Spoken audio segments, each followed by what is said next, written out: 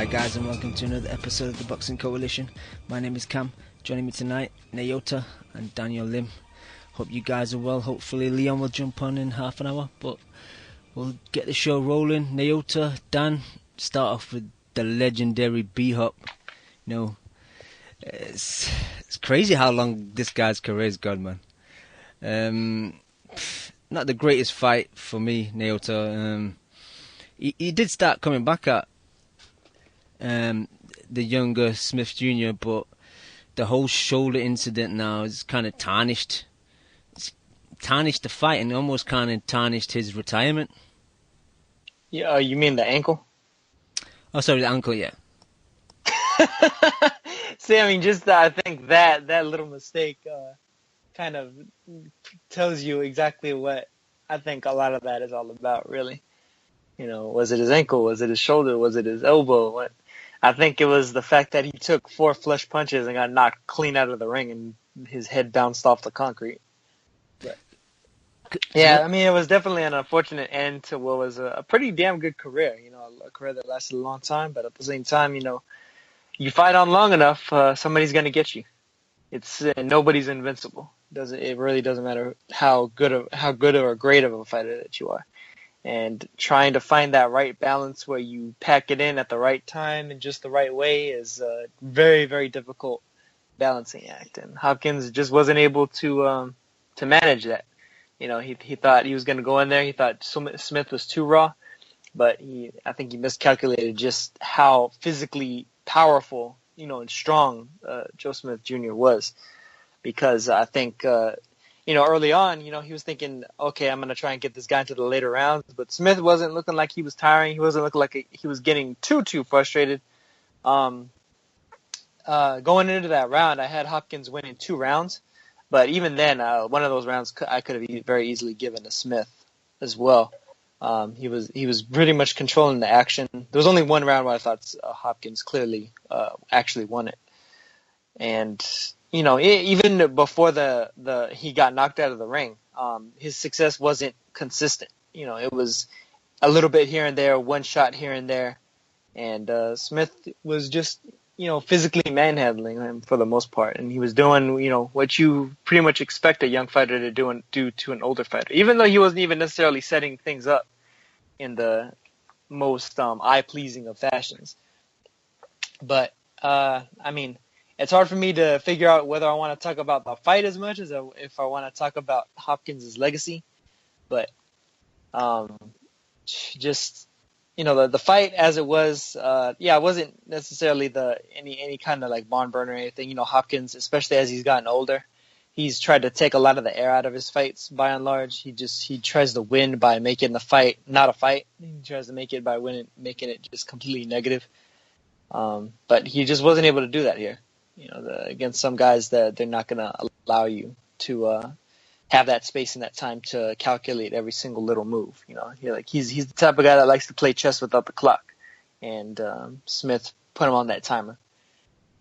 Or he didn't even play chess. He threw the board off the table and he decided to play football instead. and he scored a sack in the 8th round and got rid of him. So. Yeah. Smith really got a decent start. He was catching Bernard with some clean shots, but I didn't score the fight because I didn't bother staying up for it. It was just done too late, and I thought it wasn't really a fight that was interesting to me that much. So I knew the result going into watching it on Sunday morning. But, you know, I think just before the incident of falling out the ring, I thought, like 2 rounds before that, I thought Hopkins was doing much better with the backhand counter, and I think he seemed to be frustrating Smith a bit because Smith was missing a lot. He was catching a lot of air. And did you notice B-Hop's like old man shuffles around the ring? It was quite funny seeing him like kind of jog old man style around the ring. But even then, I didn't think Smith did a good job of, you know, just cutting him off. He was kind of following him a bit. But yeah, he did. He followed him a little too much. I think he did get a little bit too wide, oftentimes. But at the same time, I think he knew that, you know, his whole game was to land, you know, big shots, and he managed to eventually do that, or at least do it enough. Yeah, He definitely could have gone to the body more. I think that's one thing where he went wrong. Yeah, he was definitely headhunting. But, nothing for something and Drunk on Punch in the chat were talking about, the Robert Allen trilogy, and Drunk on Punch said it's all Mills Lane's fault. And at that point in the locker room when he was getting interviewed by Max, I'm sure he was going to say like Mills Lane pushed him out of the ring or something. Like that first Robert Allen fight, because I don't know, it's like Royster59, the MC, put a tweet out on Sunday saying, why did no one want to seem to tell B-Hop that like he wasn't pushed? Because it just seemed like no one wanted to tell him that after the fight. They were just kind of just going on with what he was saying, and no one pointed it out to him. Well, there was no push, they were just clean punches. Yeah, they were just showing him too much respect, really, is what it was. They didn't want to argue with the guy because they knew that if they tried to argue with him, Hopkins was just going to drone on about how that's not actually what happened, and then talk about how great he was for the next 10 minutes. Because that's how Bernard Hopkins does. He's like an old professor that just once you get him started, good luck getting him back to where you wanted him. Yeah. Lim, let me bring you in. I know you saw the fight. Just talking off air, you didn't seem too impressed with it, but just quickly your thoughts. Yeah, it's unfortunate that B-Hop lost to an employee in the labor union in New York, and that's the way that he leaves. And I guess it's pretty bittersweet in the sense that his pro debut resulted in a loss, and the way that he left resulted in a loss. So I guess it's kind of beautiful in a very sad way. But for me, I don't really give a fuck about the fight itself. The fight has absolutely no impairment on Bernard Hopkins' career. For me, to tell you the truth, I'm not enough of a boxing historian to really properly assess B-Hop's career. Plus, Lim, you're only 15 as well, so that doesn't help. Exactly. I'm not even 15 yet. I'm turning 15 next month, so I really don't know much about boxing, to tell you the truth. So it's hard for me to gauge B-Hop's just entire career holistically. But what I can say is that, again, this fight doesn't matter. It has no impact on his legacy, because what I'm so astounded by with B-Hop is just his age. The guy's turning 52 next month, and I know everybody can allude to that, but I thought this was going to happen against Sergey Kovalev, and I think this kind of does prove the whole idea that Father Time just catches up to you very quickly in the middle of the night. It doesn't have any kind of progressive, gradual impact. It's really overnight. Smith is nowhere near the level of Sergey Kovalev, but I think the 2 years that B-Hop took off really did have an impact. And maybe that Kovalev fight was the final nail in the coffin, and this was just kind of the ramifications of that really kind of brutal 12-round damage that he took against Kovalev. So for me, B-Hop, the guy's fucking 51 years old, and I was just looking through his box rec because, I'm a box rec warrior, unfortunately. And I was just going through his career, and even when we were discussing some of his greatest wins at middleweight, I think I was trying to downplay B-Hop's career, but I look at it and the guy beat a prime Felix Trinidad and a prime Oscar, even though they were at lower weight classes in his mid to late 30s. And to me, that's just mind-boggling, because that's when boxers are at the not at the tail end of the prime. That's when they're past their prime. You look at guys like Floyd and Manny. They're 36, 37, 38 years old, and you compare that to some of B-Hop's competition. That was when B-Hop had some of his best fights when he was closing to 40, and then after 40, he had another kind of whirlwind of fights. Obviously he lost a couple of fights against Tarver, and he had somewhat of kind of lackluster fights in his fights against Chad Dawson, but the guy was still 41, 42, 43 years old, fighting at two weight classes above his prime weight class, again, at that age. And that, to me, is just incredible. I don't think you're ever going to see another guy like B-Hop, especially with the way that fighters are managed nowadays and in terms of how much they're getting paid.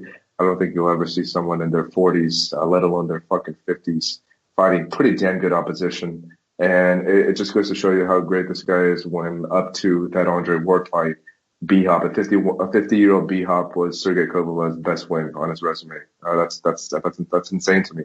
I really thought that B-Hop was going to get freaking brutalized against Sergey. And the fact that he was able to survive the way that he did is damn impressive. So I guess just In a comprehensive way, what I'm trying to say is that longevity is, to me, the biggest kind of aspect of his career that I'm most impressed by. And I never liked B-Hop. I never really did. I thought his antics were very, very annoying, and they obviously brought eyes to his fights, but I never liked him as a fighter. And like you mentioned, Naota, I always thought that he was kind of a stinker. And even when he KO'd, I feel like Trinidad with that beautiful body shot, that was fantastic. But even then, I always felt that B-Hop was a guy who always tried to control and kind of make the fight a little bit dirty. And he was kind of like the an old version of Andre Ward. He was a bit more offensive minded, especially in his early days. But I was still never a big fan of B-Hop. But I really can't say anything too negative about his career because unlike most of the fighters nowadays, he took challenges way, way, way, way past his prime,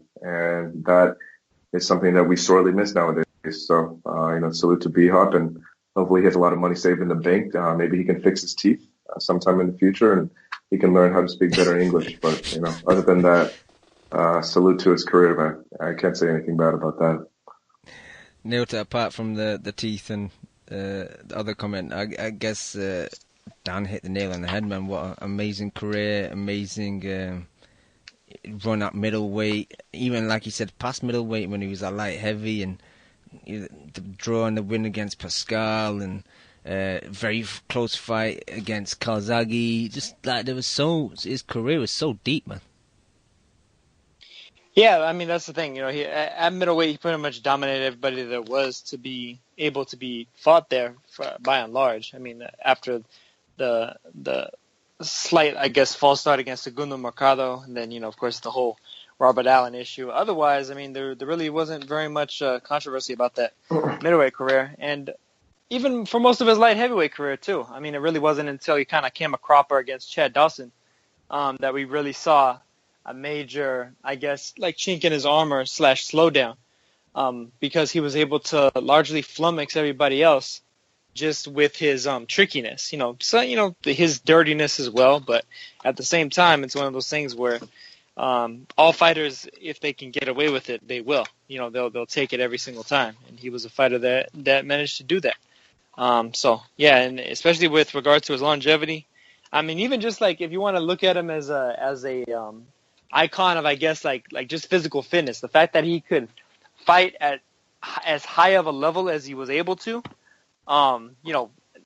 into being 50 years old is extremely impressive. Because I mean, if you even just know anything about like human biology and your anatomy and stuff, is the fact that once you get past your early 40s, the drop off is huge. The drop off in your muscle mass and in your hormonal state and all of that is major. So for him to continue being able to fight as well as he was able to against guys that were just physically, stronger, really. I mean, if you were to put those guys in any sort of like real like fitness competition outside of maybe like running, like long distance running, he probably would have lost anything else. But in the actual fights, he performed well beyond what you would expect from somebody like him.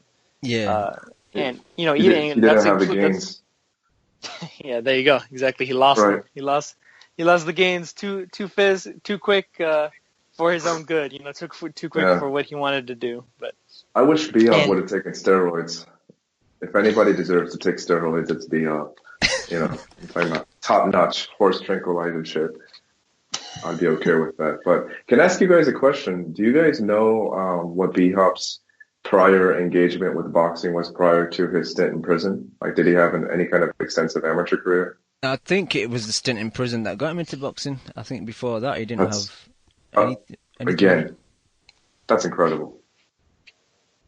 You know what I mean? That's incredible. Especially, not only is it incredible because, obviously in prison, that's not the ideal background to learn boxing, especially from a technical aspect. But the fact that the guy is known and renowned for his technical abilities just shows you that I think he just has that inherent boxing gene, that mental acuity in boxing, and that it's just inherent in him. And the fact that he was able to cultivate that in prison of all places is pretty spectacular. And that's crazy, man. Like that's more impressive to me than even like Sergio Martinez picking up boxing late because he did that out of prison, and I'm sure the nutrition wasn't ideal in prison, and the fact that he was able to do that during his time there and go from that condition from his background to being like known to be the most disciplined athlete in the sport is pretty spectacular. Lim Nothing for Something said in the chat he was robbing lockers at the boxing gyms. That was the connection. Ah, I see. So I guess he did that. I guess that helped with his quickness and his speed. But I mean, regardless, like another question that I wanted to ask you guys is: do you, regarding his 20 win or his 20, I guess, fights that he had at middleweight and that consistency, do you know roughly the time span he covered those 20 fights in? Because I'm just curious as to how many fights he had per year during that time period. I could get box rec. I think it was from 94 to 2005, so 11 years. But I'm just trying to think. Fighting about like 3 times a year or 2 times, two to 3 times a year. Yeah, like 1.87 actually. Yeah, basically between 2 to 3 times a year, but it's pretty impressive even at his age then. But just going back, Right. even his backstory we're talking about, he spent 5 years in prison. Came out. He had his first fight. He lost it, and then I didn't think he fought for another maybe 18 months. Most guys would have thought, well, I'm too old for this boxing shit. Just try and just get a normal 9-to-5 job and just go on with it. But this is a guy that doesn't quit. He has that mentality where he wants to do something, he's going to do it. And don't get me wrong, he had a lot of scrappy, ugly fights, and he knows how to spoil a fight and use his head and dirty tactics. But overall, from what he did in boxing, it's pretty amazing. Yeah, definitely. Like I never, when Bioff was fighting on a given Saturday, I was never one to set my DVR or tell my friends or place a dot on my schedule saying that I need to stay in and watch Bioff fight or I need to go to a Bioff fight. I've never done that, but like you mentioned, when you just look at the totality of his resume and the fact that he fought at so many different weight divisions at the very, very later stages in his career is mind-boggling. And to me, the two Chad Dawson losses, it really isn't even that big of a deal because at that time I thought Chad Dawson was pound for pound level in terms of talent, and it's just what happens when you fight a guy who's just so much naturally bigger than you. Because I don't know if any of you guys know the information on this, but I would assume that when he fought at 175, that he was substantially lighter than 175. Because even right now, he weighs in at like 169, 170 pounds for some of these fights. And again, that just goes to show you that his level of skill at this age is able to overwhelm, the size discrepancy in a lot of these fights. But I still think to this day, the best win on his resume is probably Beirut Shumanov. He was able to beat, a guy who trained himself in, the Batcave, and his ability to just really tame that beast, that lion, was pretty spectacular. The Kazakh Bruce Wayne. Yeah, it reminded me a lot of, Daenerys Targaryen taming the dragons. It's just incredible stuff. He did what the Joker and, Two-Face couldn't do. Exactly.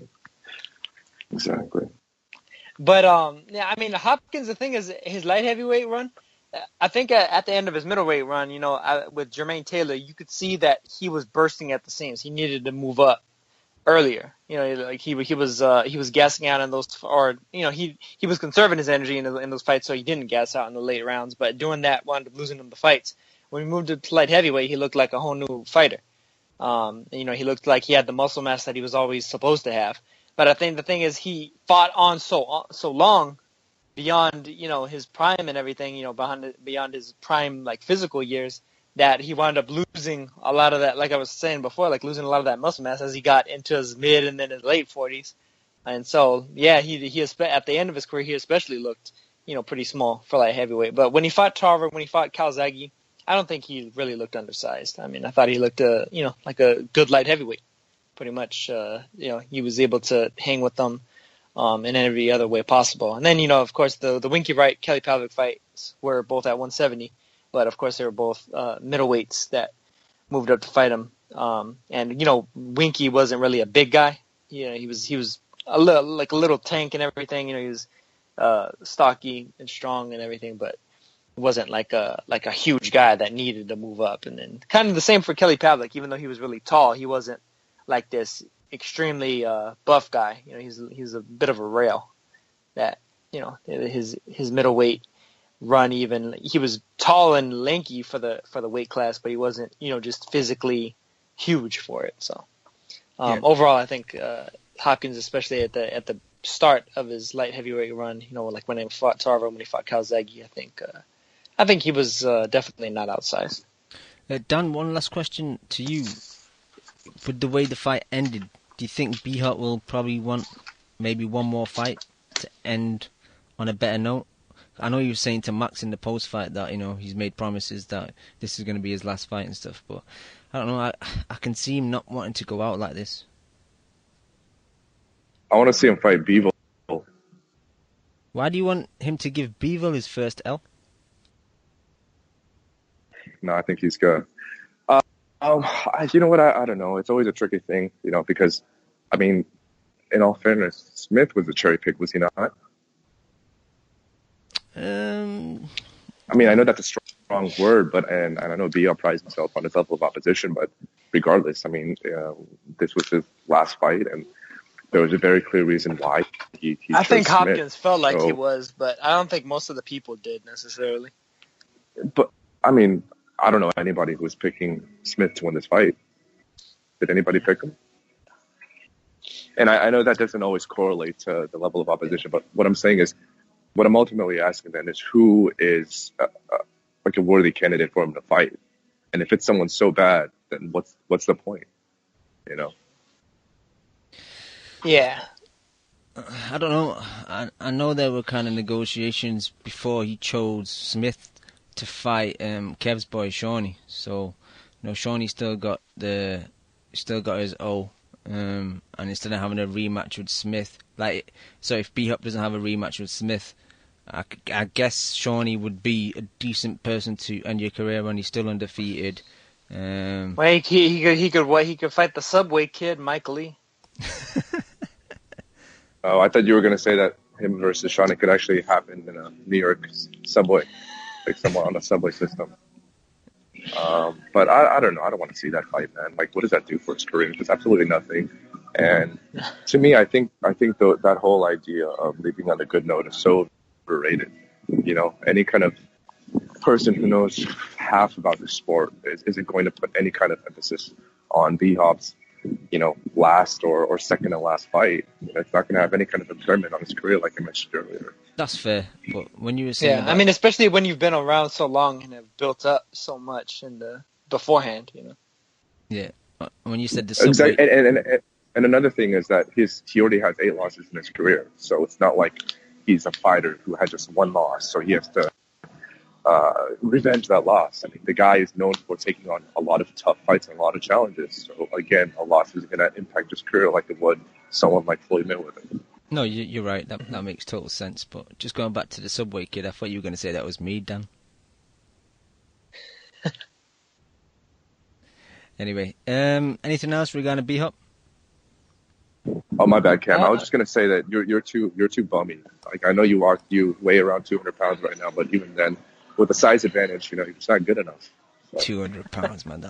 I don't weigh that much, man. Come on. I'm fucking around, Cam. You're fit like a horse. All right, let's move on before this gets even more weird. Anything else regarding B-Hop? No, just a great career and salute to the man, and we're gonna be able to see him as a commentator now from here on out. You know, but I think he definitely earned everything that he got. You know, and he's one of the fighters that we always talk about how most fighters don't spend their money well or invest it well, and he's done that and then some. So he's doing good, and he's a good model and example for other fighters in that regard as well. So. I'm just looking forward to seeing him and being able to enjoy his old age and tell stories about the great times that he had. Hey, well said, Neota. Let's move. How much on. ownership do you think he has in Golden Boy? I think they said it's like 8%. Yeah, I heard it's quite minor, to be honest. No, that's pretty substantial. But I don't want to be too rude, but I don't like B-Hop as a commentator at all. What do you guys think about his commentary? Yeah, I'm not as great as fan.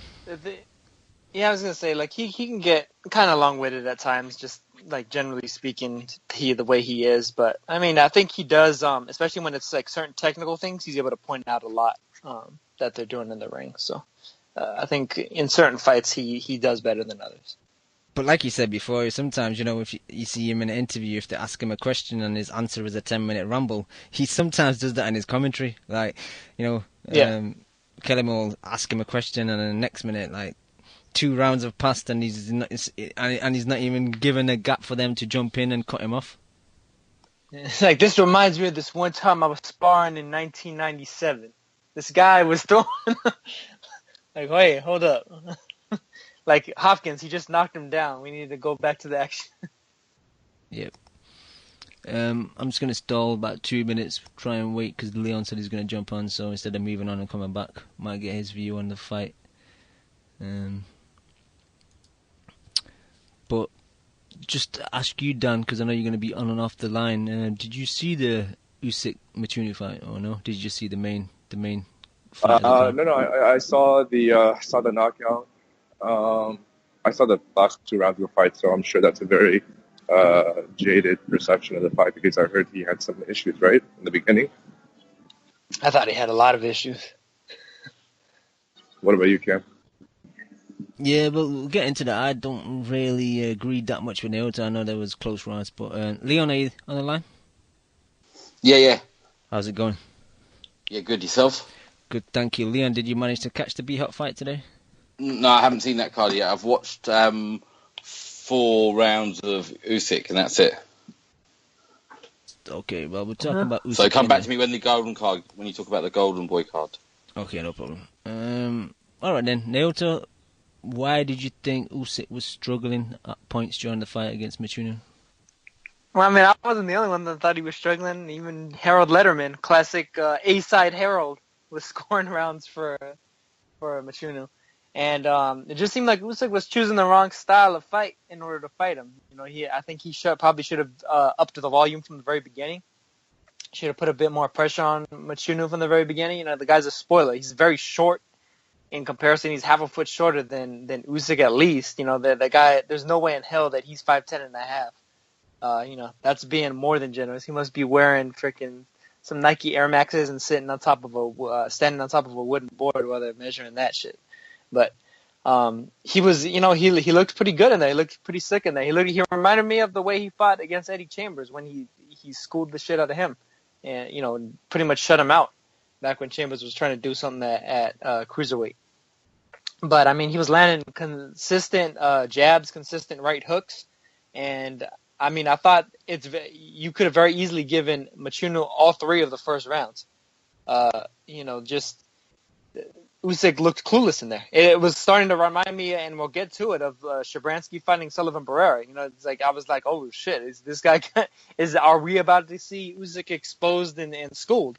It wasn't until really the 3rd round into the 4th round that Usyk tried to, started to up the volume a bit. But even then, Mchunu was fighting almost on even terms with him, and it was just a case of Usyk once he started really upping his punch count and shooting that left hand over Mchunu's jab, especially because of the fact that Mchunu would kind of drop his hand low after he jabbed. That's really what made his bones in the fight, and what led to him dropping Mchunu the times that he did, and then eventually stopping the fight. Just because, and seeing that's something that to me, like, people love to go on and on. Oh my God, the amateur career, and it's so amazing. And well, that's something that, if anything, he should have learned in the amateurs. You shoot the overhand over the jab, and he wasn't doing that at all. Like, he seemed completely oblivious to it until he kind of lucked upon it by virtue of just throwing the damn punch, as opposed to calculating in order to throw the punch and doing it consistently. So, I wasn't overly impressed with Usyk. I think if Mchunu was a bigger puncher, if he was fighting a bigger puncher with a similar level of skill, technically, then he would have had a lot of issues. But that's not necessarily a division that's deep with guys like that. I think Gassiev, for instance, is very raw. Unier Dorticos maybe could potentially do something, but who knows how much damage he took from the Kalenga fight. He might be a little chinny there as well.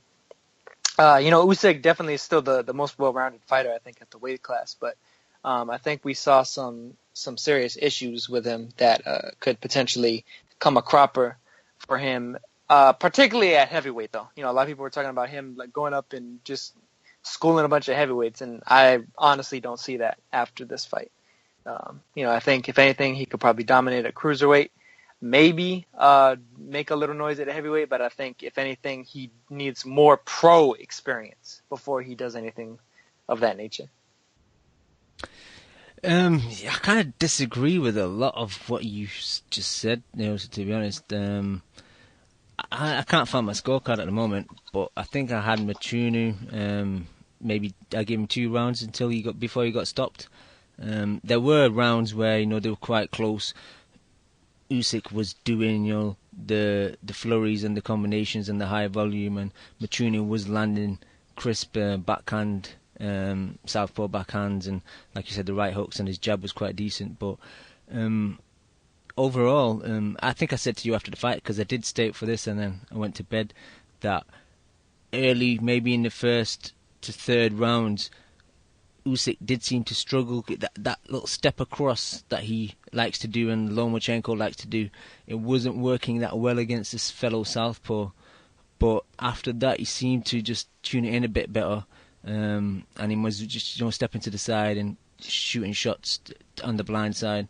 And initially, I didn't like the fact that he was more about flurries and combinations without much power in him, because round 6 really showed. Yeah, round 6 really showed it for me, because his coach said, "Okay, now it's time to turn it up. Let's start shooting uppercut in there and start, putting power in his shots." And he was like a robot. He just did exactly what he said. Came out more intention, more viciousness on his punches, and he did it a lot better. He got the knockdown, and then after that, he kind of went back to what he was doing before. The tappity shots.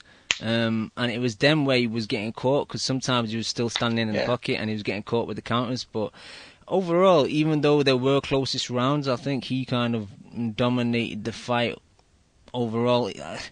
It's a kind of contradiction of terms, because he dominated a close fight. It doesn't make sense, but up until like the first knockdown, it was relatively close. Like the rounds weren't one-sided until afterwards he got the knockdown. But it was a decent fight. Like I said, it's maybe the fellow southpaw caused him issues.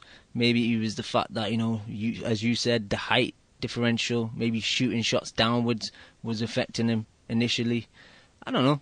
Overall. Well, I think a lot of it is just he wasn't throwing his hands. He was standing in front of him throwing one shot at a time. And I think especially against a guy that's a spoiler like that. If you threw one shot at a time at Hopkins or at Floyd Mayweather, that's the type of fighter that Mchunu tries to model himself after. It's never a good idea to be trying to throw one shot at a time at guys like that, because they're moving around so much in such weird, like, herky-jerky manners that, what you want to do is make them second guess themselves and third guess themselves. And fourth, you want to move them into the punches that you want to hit them with. So it's like you've got to throw a lot of feints and then throw in combination as well. And that's something that Usyk, early on especially, was not doing. And even when he was doing it, he wasn't quite sitting on the punches enough. It's like you want to throw maybe a couple soft ones and then end with the hard one. And he wasn't varying that up enough either. And it just screamed out, "I have no boxing IQ." With the fact that he was able to adjust to what his coach said pretty much right then and there. It definitely shows something for him, but at the same time, the fact that he wasn't able to adjust on the fly in the middle of a round, I think is kind of a red flag for him. Lim, your thoughts? Dan, if you're still there, got any thoughts? Let me see.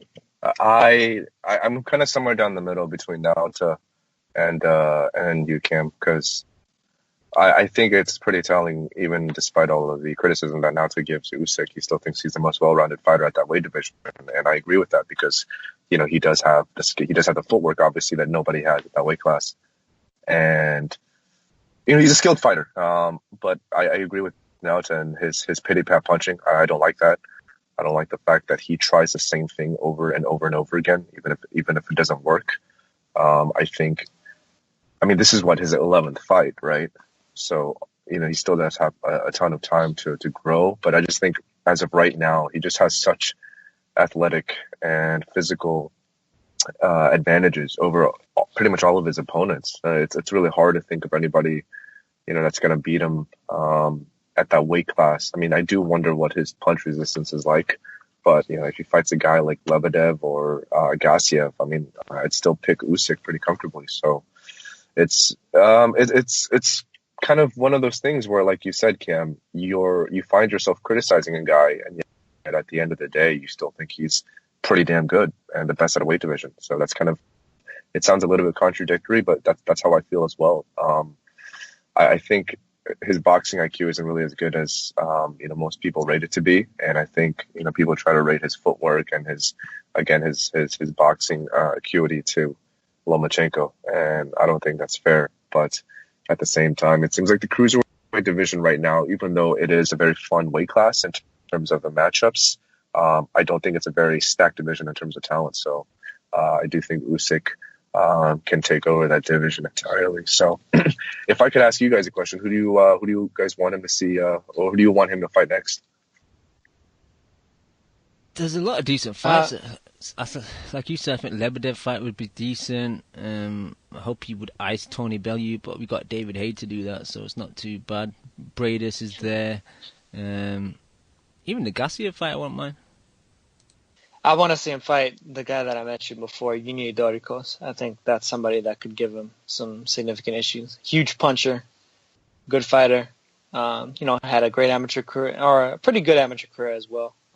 From in Cuba and everything. Wasn't necessarily one of the supreme headliners, but has shown himself to be a bit of a problem as a professional. And he has a similar knockout ratio. Oh, that's the guy that fought Kalenga this year? Yeah. Nah, man, he was shit. He'd get iced. Anything else from either of you? No, that's pretty much it for Usyk anyway. All right, my boy, my southpaw brethren, Jojo Diaz looked really good. In my eyes, Box Nation picked up this card, and Barry Jones, who me and Leon are both very fond of, he was saying at the start that he's not sure about Jojo. He's not really impressed him so much so far. But I felt that way about Diego De La Hoya, but I was on the Jojo train very early, man, and yeah, excellent performance against the guy that kept coming, hell of a chin, took every shot that Diaz gave him, and didn't even get stunned or nothing. But a very tough, one-sided fight. Again, contradiction in terms. Your thoughts, Naoto? Yeah. Well, I mean, Horacio Garcia was making him work for the rounds that he won. That's definitely what you can say for him. Diaz, in terms of points and getting rounds in, certainly dominated on the scorecards, but it didn't necessarily tell the tale of the actual fight. Garcia was fighting, ruggedly. He was coming right at him, and he gave him some issues, especially with his body work. He wasn't really able to land so much to his head, but I think once it got into the mid-round and once Diaz started to slow down just a tad, just the velocity on his punches and his overall movement started to slow up a bit. Garcia found a good target in front of him and, was working the body pretty well. But Diaz overall, I think, was just a little bit too much of everything for him, a little bit too quick, a little bit too skilled. And especially on the inside, Garcia is one of these kind of, I think he's almost like the archetypical Mexican style fighter that like people tend to think of. The guy that, he's a pretty good boxer at the mid range and the outside, good jab and everything, but he's really good on the inside and throws those body shots with vicious intentions. But even then, Diaz was blocking a lot of what he was throwing. And I mean, he was just so quick and good with the uppercuts, the lead left hand especially. He wasn't even leading it with a jab. He was just shooting the left hand right down the pipe. Really impressive. And I thought he did a fantastic job, especially against the guy in Garcia, whose only previous loss was to, the legendary Nozomi Hasegawa, the, multi-time champion and, the guy that just retired as the champion. He managed to pull off what Hopkins did, and he retired on top. And even then, he was more competitive, I think, in that fight with Hasegawa than he was with Diaz. Otherwise, he was an undefeated prospect. Had a bit of a controversial split draw, but outside of that, he was a guy that could have potentially been Diaz maybe a couple of years ago, and it turned out that it wasn't to be for him. And Diaz just looked really good. He showed a lot of that skill that we've seen from his last couple of fights. The fact that he's landing such a ridiculously high percentage of his punches, and his opponents are being left in almost the single digits in terms of the percentage of what they were throwing actually landing. And I've said it for like probably a year and a half or close to 2 years now. I think whenever he gets his title shot, he's ready for it. And it looks like the WBC actually ordered him versus Josh Warrington. Winner becomes the mandatory for Gary Russell Jr. So I'm looking forward to both of those fights. Oh, that's a great fight, man. If that actually goes ahead. Why not? It's a difficult one for me as well because I'm high on both guys, but I think I'd have to pick Jojo. But Lim, did you on Warrington camp? Sorry? For the Warrington fight? Yeah. Gotcha. What about Russell? Russell, I've never been too high on Russell, I think it'd be a tough fight for Jojo, but I think he could beat him. Just the variation in punches is so on, the fact that he goes to the body. If you can manage to get to the body early of Russell, I'm sure you'll be able to wear him down, take that speed away from him. That's like the ultimate fight of the T-Rex arms. It's going to be like the prehistoric days of just T-Rexes fighting each other. Who has the shorter arms? I do not know. But I definitely prefer Jojo's inside game much more than Russell. So I've always been high on Jojo as well. Like I mentioned, he does have very short arms, so the inside game suits him best, and he's got very quick hands for an inside fighter. And I love the way that he leads with that left hand. That's something that most fighters can't do. They can't lead with the opposite hand or the hand that's further away from, their body. And the way that he does it is just really fluid, and there's really no telegraphing in it. So, on Jojo, and I want to see. Let me break it up a bit. And hopefully that fight can take place in a couple of years, and maybe that could be a mega fight in LA, because I think they're both really marketable kids and both really, really good fighters. So we didn't. I'm guessing you're talking about him and Oscar Valdez. You were breaking up for a second. Him versus Oscar Valdez. Yep. Yeah. If he was to get a belt and they were to be able to make a unification, I think that'd be a pretty incredible fight. And it's like makeable now, especially with Oscar and Bob doing work together now. Yep. Yeah, and I mean, especially because it'd be easier to make than either of them versus any of the Heyman guys, who pretty much control the division at the moment, anyway, for the most part. I think. Can you guys imagine if it's in September? Triple G, Canelo, in Dallas, Texas Stadium, and freaking Valdez and Jojo on the undercard. Bro, that'd be incredible. That'd be amazing, because I think Jojo versus Oscar would be, like fight of the year type shit, man. I think that would be an epic fight. I've said that before. Oscar De La Hoya or Valdez? Why not? I think the De La Hoya fight would be epic as well. Anything else regarding this card? I didn't see any of the televised undercard unless you want to mention. I know I saw Jason Quigley's quick blowout, but apart from that, I didn't see anything, Naoto. Well, there was only one other fight outside of Jason Quigley. The other fighter's name escapes me for the moment. He was a young dude though, really, really good fighter. He's only 18 that they just signed. I'm gonna look it up right now just so I don't forget. Jairo Ochoa.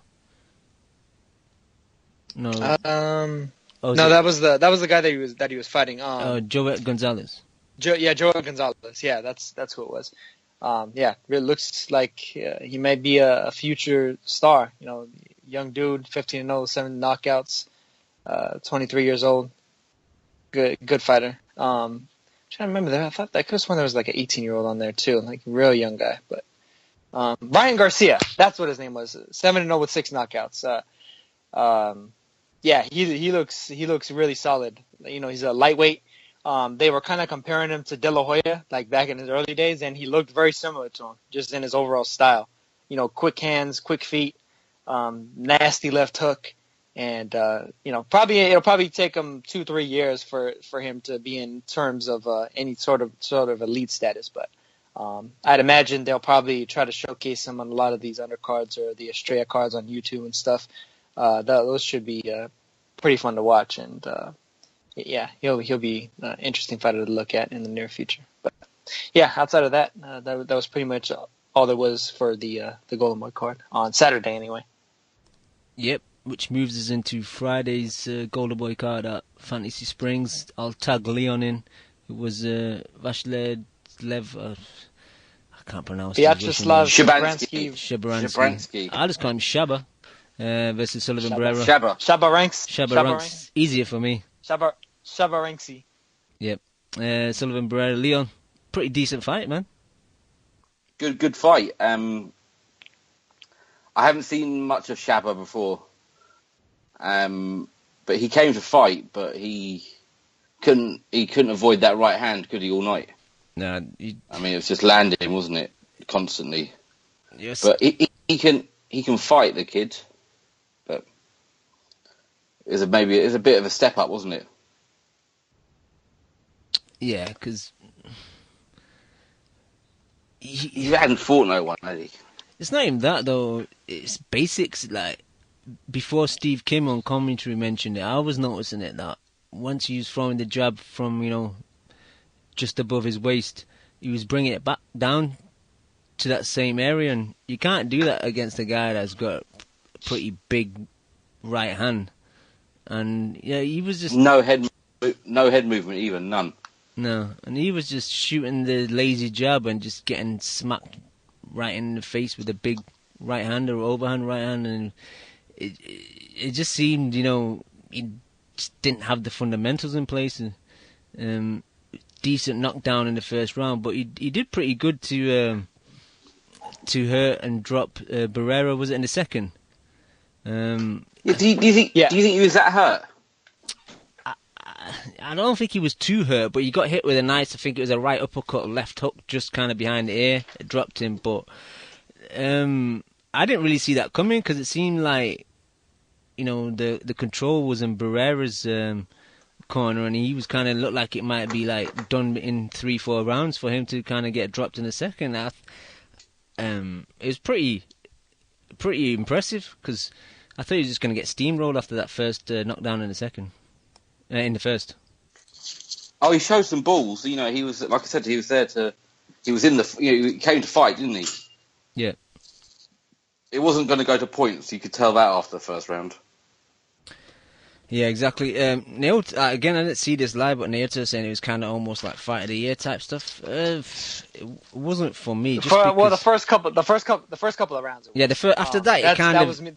Yeah. It slowed down a bit. That was me commenting like after seeing like the first 2 rounds. It's like, oh shit! So you sent that message to me while you were watching it. Yeah. Oh yeah, that made sense because like the first 2-3 rounds looked really impressive, man. It looked like it was going to be one of those fight of the year contenders. Yeah, like Shabranskyy went down, then Barrera went down. They were hitting each other with huge shots. And the thing is, Barrera started the fight, throwing a jab, like almost like Jermaine Taylor used to, back in his prime, just a power jab, stepping into it. And, rocking Shabransky's head back. Shabranskyy was trying to come around with those wide shots, those wide power shots that managed to hurt Yaneski Gonzalez back when he fought him late in their fight. And, it was for the first couple of rounds, it was a barn burner. But once Barrera really kind of got back to the basics, just shooting the straight shots up the middle, he pretty much controlled the action, controlled the fight, and systematically broke Shabranskyy down. And, he exposed him. The whole thing is, remember Andre Ward had, I guess, offered Shabranskyy a deal to fight when Alexander Brand wound up actually fighting him. And Shabranskyy turned it down. It probably would have been a better opportunity for him than, going on and trying to ride a little bit of underground, I guess you might call it like an underground hype train that a lot of people were on with regards to him. And then getting your ass whooped by Andre Ward's leftovers for probably a third the money, maybe, I don't know. But yeah, it didn't turn out well for him. I was really impressed with Barrera. I think in the past he had looked like he had showed certain skills in certain fights, like even all the way up to the Ward fight, but it didn't seem like he had that sense of urgency in this fight. He had that sense of urgency from the very opening bell. He went out there and he just destroyed Shabranskyy, and I think it further illustrates the thing I was talking about before, just the difference between the amateurs and the pros. He was fighting like an amateur fighter before. In this fight against Shabranskyy, he was fighting like a pro. He was going out there with bad intentions, looking to do damage, and that's exactly what he did. Leon, I don't know about you, but even though Barrera kind of impressed me, I thought he was just doing the basics, and that's it. And he won quite convincingly. Was it just styles, or as Shabranskyy, like Naota said, just got exposed? He just got a bit exposed, and he found something that was working, and there was no need to try anything else, was there? Because it was just landing every time he threw it, almost. That's so true. He didn't have to. Did he even really get out of maybe third gear? But it wasn't like he was fully tested after that. Once we got past round 3, it was easy work, wasn't it? Yeah, like Naota says, he was just sticking to the straight punches and just, easy work for him, really. Yeah, because it started, like you said, it looked like it was going to be, a fight of the year kind of candidate. But once he worked him out, it was pretty plain sailing. Yep. Lim, did you manage to catch this? With the Barrera fight? Yep. I just saw the last couple of rounds, which I'm sorry, which is what I'm saying for every single fight today. So I apologize about that. But yeah, I think Barrera, I always thought Barrera was a decent fighter, and I think when he fought Ward, part of that was Ward being obviously on a higher level, but also Barrera just having a very off night. So I wasn't surprised too much by the outcome. I know people I think completely wrote Barrera off because of that Ward performance, but I always thought Barrera was like a borderline like top 10 fighter at 175. So it was a fun fight, man. Definitely probably my favorite fight of the weekend, just from a aesthetic perspective. So I saw that fight, but that's the only fight I saw on the entire card, Cam. No problem. Just quickly now to Leon, what next for Barrera, do you think? He was saying maybe a rematch with Ward if it doesn't work out with Kovalev or whatever. I've seen what he said in the interview. I don't know if they were doing a poor job of translation, but who would you like to see him next? Is he a Golden Boy fighter? No, he was main events Duva because she jumped in the ring and gave him a big hug. Okay.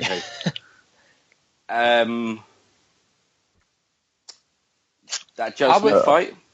I bet Chemo and Ski Mask was extremely jealous of that moment. What about the Joe Smith fight? That's a good that'd be solid. I'm not sure if Smith people would necessarily take that though, because on their side it's too much risk versus too little reward. Yeah, nobody knows Barrera. You need a bigger name. Maybe Jean Pascal. Maybe they. Yeah, he won on the weekend, didn't he? Mm-hmm. Big knockout. Who do you fight? I don't know. Stay busy guy, basically. What Pascal fought? He got it. I'm sorry, what happened, Cam? What, Pascal had a fight? Mm-hmm. Even Saturday in Canada. I didn't even know that, and I'm like a fucking retard for boxing. Come on, Cam, don't use. You're a degenerate, not the R word. Sorry. Not a retard. No. I'm not saying that because I have an issue with the word, but Cam, you're better than that. You're definitely not a retard. No, but seriously, I didn't know that Pascal fought. He fought some guy that Robert Stieglitz knocked out, and he knocked him out too. So was he willing to take the test on Friday? Obviously, because he was fighting Pascal. Hey, no, but that's a fantastic fight, man.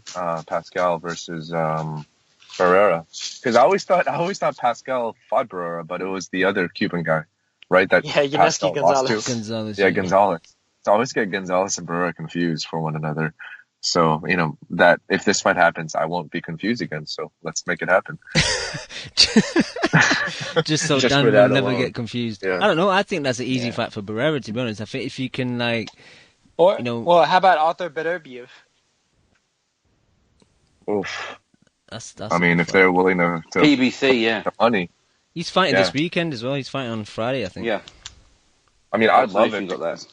We need Arthur to have a better name on his resume. Big time. It seems like nobody wants to fight. The best guy on there is probably Campillo. And that's Cloud. The best guy is probably Shawnee Moynihan in sparring. That's how. Cloud, that's where his resume's at right now. we need him to step up, Yeah, man. yeah, So. you could say Cloud too, I guess. But the thing is, I'd say Capio at least showed himself to still be a spoiler when he who was it that he beat Thomas Williams, I think, Yeah. on ESPN. Whereas Cloud was definitely on the downslide. And that's Gotta fair. give Like it that to him. I'm not shitting on Beterbiev's resume. I think he's actually done quite well, especially when he had that Tarboris Cloud fight Right. and the Campillo fight. But it seems like Yeah. his career has kind of stalled since then because he's just too dangerous and people don't want to get in the ring with him. And PBC, I don't think does such a great job promoting a guy like He's a Petter. victim of his own success. Yeah, he's just a scary looking motherfucker, man. So I don't know, man. 175 is like it's such a fascinating division because at the top, we got guys who are so clearly at the top, like Ward and Kovalev, and then kind of we have these like up and coming burgeoning prospects like Gavoznich, like Bivol, and Who Peterbiev. Andre Ward will never fight any of them. Any of those guys. Well, because and it's like I'm not trying to justify him not fighting them, but they are very kind of far apart right now in terms of the careers. Which is he has no reason to. He has no reason to. Exactly, and then kind of like in the exterior, there are guys like or there were guys like what's his face, the guy that Gavoznich just beat, and guys like Barrera and Pascal, just these guys that are probably have one or two fights left, and they're used solely just to kind of showcase the younger prospects again. So it's kind of in a weird place right now. So it's kind of like when Floyd and Manny were at welterweight, and then you had all of these other young, hungry lions waiting to chop the bits. So I was gonna say the exact same thing. Yeah, that's because we have really great minds. We know boxing. That's why we're smart. All right, just quickly with the undercard. Great first round stoppage for Rashidi Ellis over Eddie Gomez, Naota. Damn. Oh Rashidi. Man, that was beautiful. brutal. Did you see it, Daniel? No. I know Rashidi though, and I saw him actually about 3-4 months ago, and he was having issues with his promoter, and he was just kind of down and out regarding his career. So if he had a great fight, I'm happy for him, man. For a first round knockout, 1 minute and 30 seconds, he looked real blitzed good. Gomez. He destroyed him fast hands, fast feet. He hit Gomez with, it's like he threw the jab. The first jab missed. The second jab, it looked like he kind of grazed Gomez's cheek, and then right behind that was a right hand that like rocked Gomez's head back like a Pez dispenser, dropped him. Gomez managed to get up, but he was still hurt, and Ellis just threw like 3 right hands in the row and knocked him almost through the ropes. It looked like Gomez was almost going to do like a precursor to what B-Hop did, and he was completely out of it, man. Ellis just completely destroyed him, and he looked damn impressive. I think maybe in a year or two, he might be a champion. He might be a welterweight champion at that division, man. He might be the guy that comes from out of nowhere that winds up fighting Errol Spence at like, oh, well, who's he fought? Well, I haven't seen him. Well, that's why you watch these Friday night cards. That's why you watch all the cards, because a lot of times you'll find these gems like this dude who may have some managerial issues, may have some promoter issues, and he may be a total fucking badass and go in there and completely annihilate somebody that's otherwise more proven. Gomez's only other loss was to Francisco Santana, who gave hell to both Ali and Jose Benavidez. And Ellis made that fight look like nothing in an instant. Welterweight, by the way, is what the weight class he's at. So somebody asking in the chat. Yep, I'm happy. That's good, man. I'm happy for him. And Gomez, like you mentioned, I've seen Gomez plenty of times too, and he's a decent level prospect. So I mean, to be able to spark him out in one is pretty damn impressive. Yeah, you saw that stoppage, didn't you, Leo? Yeah, it was fantastic. He looked really good. I mean, it was over quickly, but I was speaking to Brian, and he thought it looked like a mismatch. Like he thought that guy just looked that Gomez guy looked really, really bad. But I mean, Nauta was saying before that he'd never been stopped, had he? And he'd only lost a close fight. Yeah, he only lost a close fight to I'm sorry, I'm forgetting his name now. Santana. Francisco Santana. Yeah. Maybe Brian's right. Maybe that guy is just a lot better than him. But I mean, he looked a lot better than him, didn't he? But I think that's got to go down as a good win for him. Yeah, Yeah, fantastic. Rashidi's got a To me- lot. He's got a lot of power, man. Like everybody who I've seen just get in with Yeah, him. Like, they always tell devastating. me, man, this guy's got fucking Yeah, power. he showed it. And, It reminded me yeah. of Jezreel Corrales knocking the crap out of Takashi Uchiyama last year, where I didn't even know who he was, and then he went out there and it wasn't just the fact they knocked him out, but he showed really good skill in knocking him out. Everything was perfect, you know. The jab was real just like good. you'd want to, just like you'd want to teach it to a new fighter. Yeah, it He was jabbed him. He started that jab off straight away, didn't he? He was jabbing him to the body as well. He was very impressive. Yeah, You couldn't have asked for anything more, could you? Really, if you were his coach. No, and the combinations that dropped him, it was like he shot the jab, pulled back for the counter jab, and then just a 1-2 on the button, man. It was nice. Gomez looked weird. It's like facially he looked pretty fine, like the way he was looking at the referee, but his legs were just like, "I'm going home. See you later, mate. You're on your own." Because his legs weren't there, and then like you said, Naota, Ellis just came in and those 3 continuous chopping shots on him and just, like you said, almost took him out of the ring. But yeah, It was a bit like how the Charlo fight went last week, wasn't it? Like he was really done off the first punch, but he managed to get up somehow. But Yeah, it felt the same. very much. He was made of jelly after that first right hand landed. Yeah. And just another fact, I was on the undercard. Ronnie Rios got a good win over Roy Tapia. Just much better than him, and all the body work was taken out of Tapia. And comms again, commentary team were right that just as they were saying that it was good to pull Roy Tapia out. That's what they did. His corner pulled him out, which is good, man, because he was started taking a bit of a beating. Yeah, he's a dominant display from Rios. He's probably the prospect that fell most precipitously over the last couple of years from Golden Boy because of that loss to Robinson Castellanos. You know, when Castellanos was surging and everything. And then Castellanos got upset by Oscar Escandon, the Heyman fighter, so that didn't turn out too well for him. But yeah, now Rios, let's look.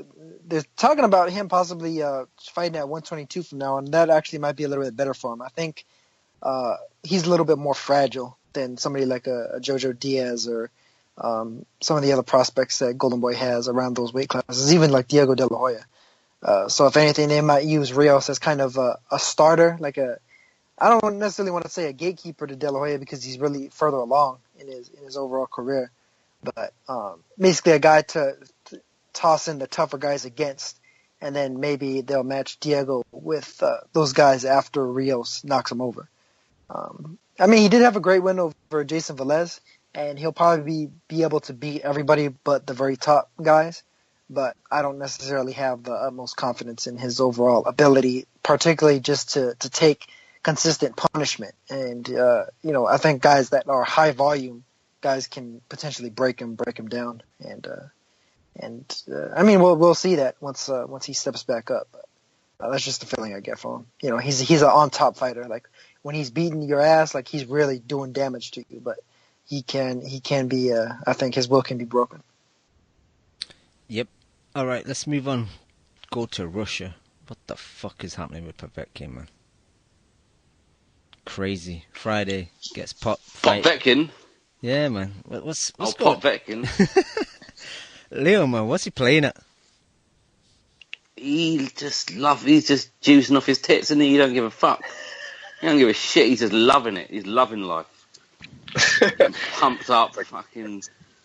Well, I mean, I think now like a Pinkishman, man. I think now we kind of know why he looks so different when he fights inside of Russia versus outside of it.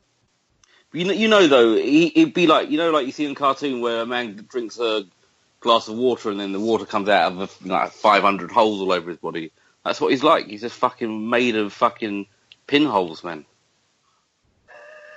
He's a joke. Yeah. Fuck him. So but all seriously, listeners, people are getting iced left, right, and centre this weekend, but that looked fucking scary.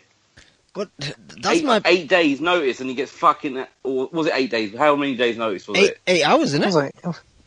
Yeah, it was 1 day notice, man. They I mean, that's fucking criminal, really, isn't it? Yeah. Criminal. Did you even notice Duhapaz's shoes? Like Duhapaz didn't even. First of all, like he didn't even weigh in until that day, and then he didn't even have boxing shoes on. He had some cross trainers or some shit on in there, or some running shoes. I mean, this is such a we have such a lawless sport, man. I mean, this shit is fucking disgusting, isn't it? Someone will. So you're fighting a guy who is is on the juice. 1 day's notice. What kind of state was he in? He was in Russia doing what? I mean, I don't. Was he in training camp? No. And then you fight a juiced up guy who nearly takes your fucking head off. But he looked in real trouble, didn't he? At first. That's my issue, though. That fight shouldn't have gone ahead because that knockout win now, it looks really bad because obviously you just got popped for juicing for the second time, and you're fighting a guy in such short notice. And look the way the fight ended. Like I was worried for Dupas, man, because I thought it was a bit of a heavy knockdown. And imagine like something bad happened, God forbid. Now, like that's fucked up, man. He shouldn't be able to fight. He shouldn't have fought that fight. But look, once you get caught once, a ban. You should get a ban. You get caught twice, man. You should fuck it. Not again. Life ban. Yeah. Take their fucking license off them because it's fucking. When does it stop? And the problem is the sport suffers. If someone dies off a guy who we knew had failed a test and we let fight, people make fucking YouTube, done. Done, man. Yeah, people make YouTube videos. The steroid fight that killed a man. Yeah, it's over, man. It's over. We'll be watching this shit in fucking barns. It'll be like, legal. The bare knuckle days where it's like the cops it'll have be to like break that, it man. up. Exactly. Sawdust and blood everywhere. I mean, that's what we're talking about, I think, in the grand scheme of things. And the thing is, I like Povetkin. He's fun to watch for a heavyweight. He throws a lot of punches. He's got decent movement, but it's just all overshadowed for this. And I'm that guy. And like, if you do the crime, then do the time. But it's twice now, and it's not fair, especially in the heavyweights as well. Like, really, it shouldn't matter the heavyweights or the lighter weights, but in heavyweights, all these guys can crack, man, and you can fuck up someone's life so easily. One, there's no weight to make, so you can juice and get more muscular to your fucking heart's content. You don't have to worry about making weight. Who's that guy he iced in like a round off a left hook? Was it a Cuban guy? Perez. Where's his fucking career gone now? It's down the fucking pan because he got fucking iced by some juiced up bastard. Yeah, Let's be honest, how do we know? We don't know. Everything's in doubt. That one is because he looked fucking. He'd been out for ages and he came back. He looked fucking amazing, didn't he? Yeah, and he's the only guy. That's got to be in doubt, man. He's the only guy to stop Sorry. Carlos Takam as well.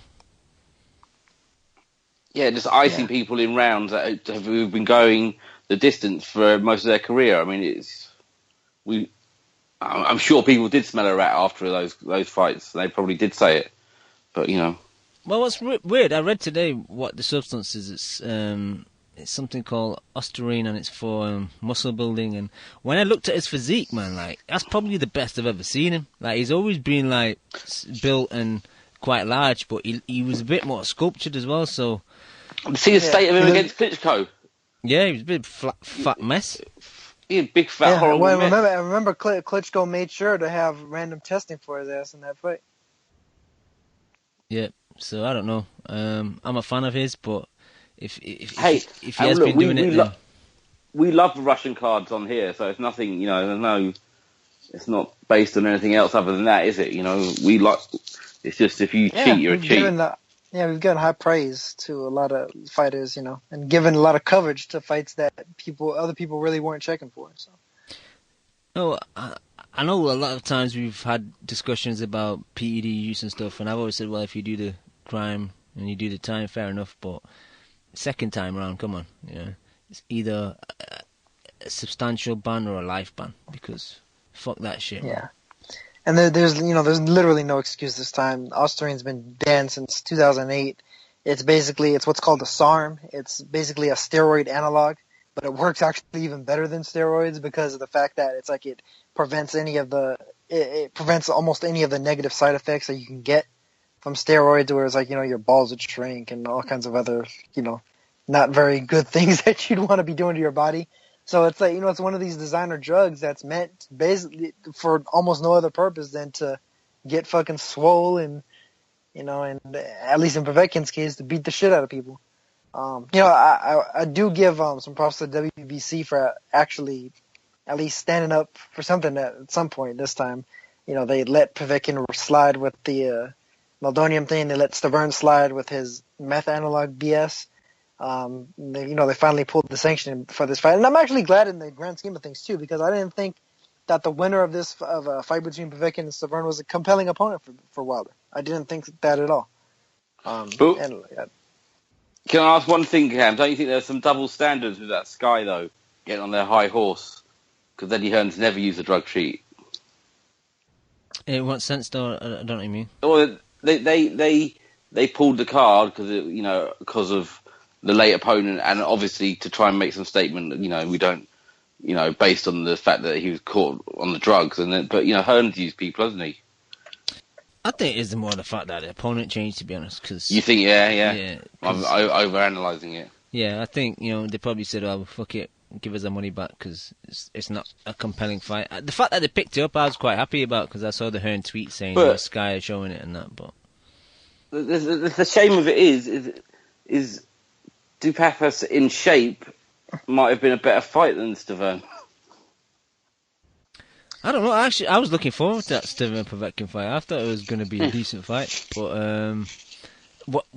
I disagree with what Notice says. Like, the winner wouldn't be a compelling fight for Wilder. Obviously, we've seen Stavern Wilder once already, but I think Povetkin Wilder would actually be a decent fight. It's a shame. Yeah, I was looking forward to that fight. Yeah, it's a shame we most likely won't get it now, but Wilder's going to probably fight. Yeah, but go ahead, Nick. What about? I'm sorry to interrupt you, Kim, but let me ask you a question directly. Then, how do you think the fight would have been good from Wilder's perspective against a completely non-juiced up Povetkin? It's hard to say how the juice has been helping him. Like sometimes it's all mental, yeah. Man. I think if you look at how he's fought in Russia and then look at when he's fought outside of Russia or in the Klitschko fight, and you'll see a gigantic difference in how he's looked between those fights.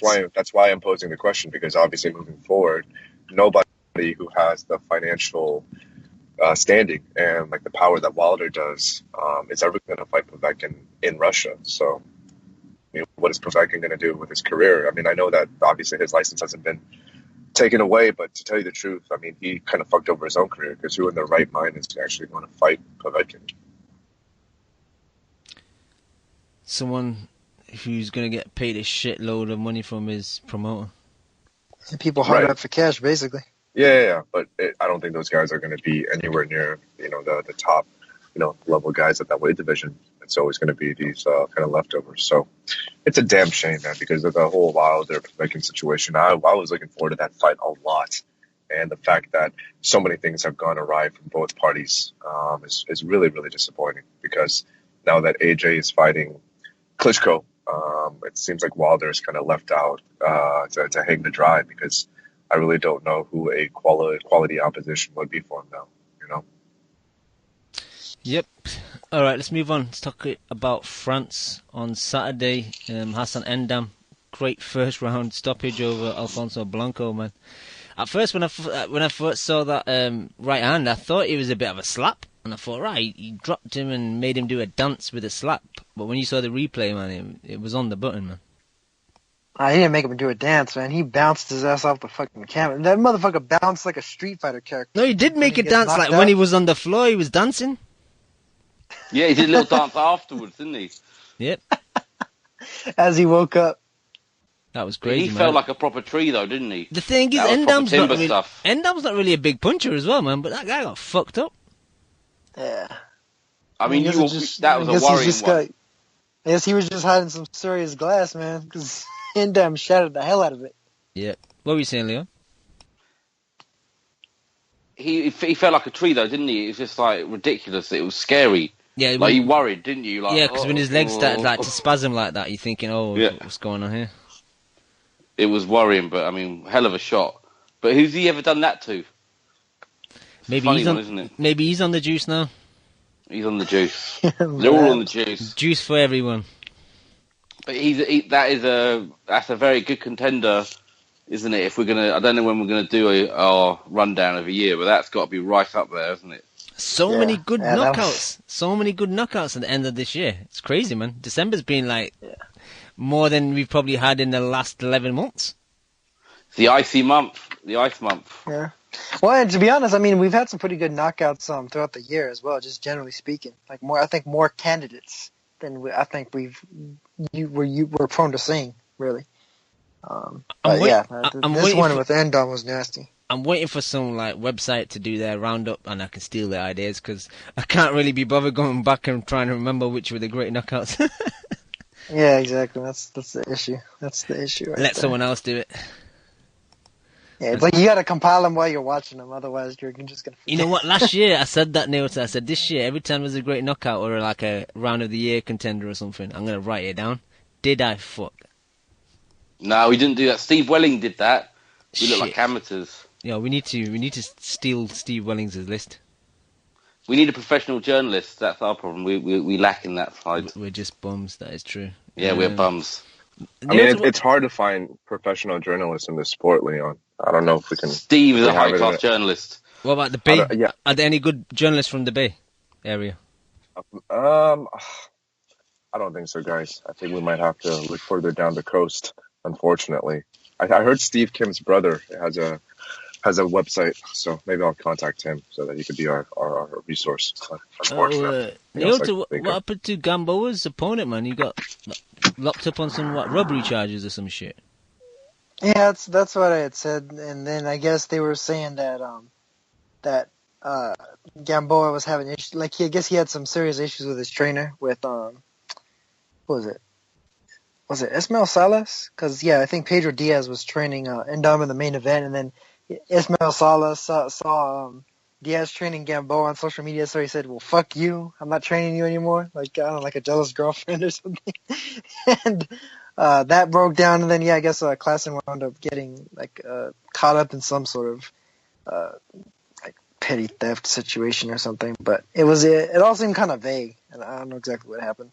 I guess they were saying that Gamboa was overweight at first, and then they don't know if he made weight afterwards. But I think that's besides the point. If Klassen got fucking arrested, that's his fault. Do you think the Klassen thing was just like a cover-up for Gamboa then, or?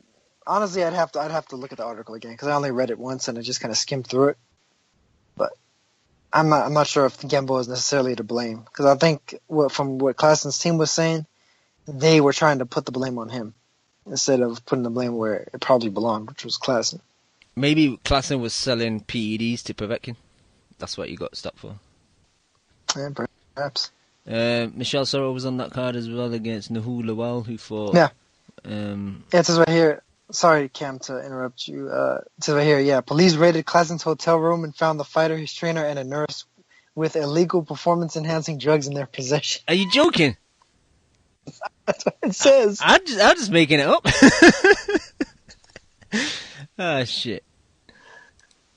Well, anyway, you fought Matty Murray a few weeks ago in Monte Carlo. I didn't watch the fight. It is up on YouTube in a decent, I think about 720p quality. But I don't know.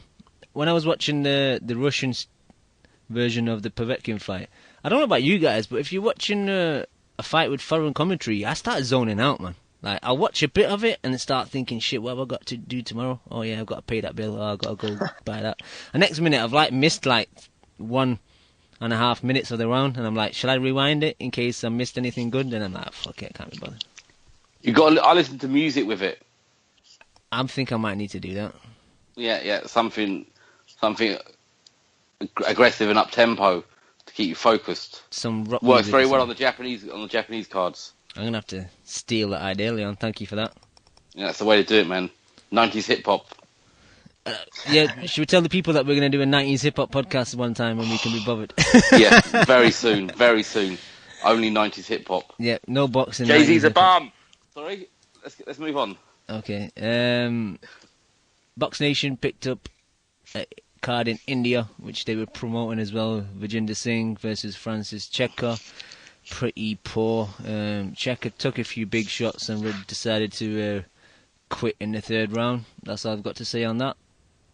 Anyway, Leon, you probably may have seen it, maybe not. No, I didn't watch it. In-laws, innit? Yeah, I mean, Singh's a good fighter, but they really need to step up his quality of opposition. But I know they're not going to though, because he could probably fight a bum, like a literal total bum, like an actual bum, off the street, and sell out in India. But come on, that's not going to inspire anybody outside of the country in order to really want to watch the guy. Well, it's only his 8th fight, and he's still raw, man. I know he's like pretty decorated amateur career, but I don't know. Yeah. He's just. But I mean, as raw as he is, though, he's going to pick up a lot of bad habits if he fights guys that are too low of a level of opposition. That's true, and I do think he should be at middleweight. To be honest, it's easy for me to say because I'm here sitting watching on the TV, but he does seem a bit flashy at super middleweight. Where is he? He's at super middleweight. Yeah. He's got no business being up there, man. No, he looks flashy. There's a bit of a muffin top going on, so. He's too skinny a dude, man. He's not skinny. He's got broad shoulders and that, but he just seems to have a bit of extra mass that he shouldn't be carrying. To be honest, he seems a bit lazy as well. I think because there was a fight in the UK in it, Leon, when he came in pretty heavy or something. So yeah, he did. He was above super middle, wasn't he? In the end, yeah. But if he can build those cards in India, man, and people turn out, he's going to be doing very well for himself, isn't he? When the half the Indian cricket team there or something, or some of some retired guys and stuff. Yeah, there were a lot of like celebrities there and that, and yeah, the venue looked fucking more active than most PBC cards have been over the last couple of years. So there's definitely like a hunger for him to be successful. It's just I don't think that the talent level's that there, to be honest. But if they can get a belt, they can pull a page out of UK and Germany's, book and just hold it hostage, can't they? Yeah, well, make money.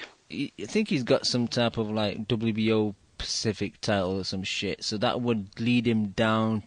In what direction would it be? Gilberto. Gilberto got the WBO belt at 168. Yes, yeah. 68. He got off Abraham. Yeah, Gilberto would rape Virginia Singh.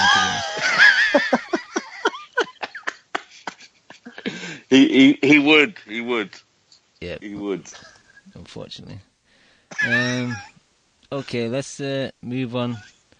Give a shout to all the people in the chat. We have Drunk on Punch, Guy the Geezer, Any Coke Francis, Shams 1000, Nunez 83, Nothing for Something, BRD Hey, Tico, Chinaman, Boxing MD, Pinhead 360, The Compa, Mongo Sled, Wasif 1, Kevlar, Low Country, Mr. Fix, and 18 guests.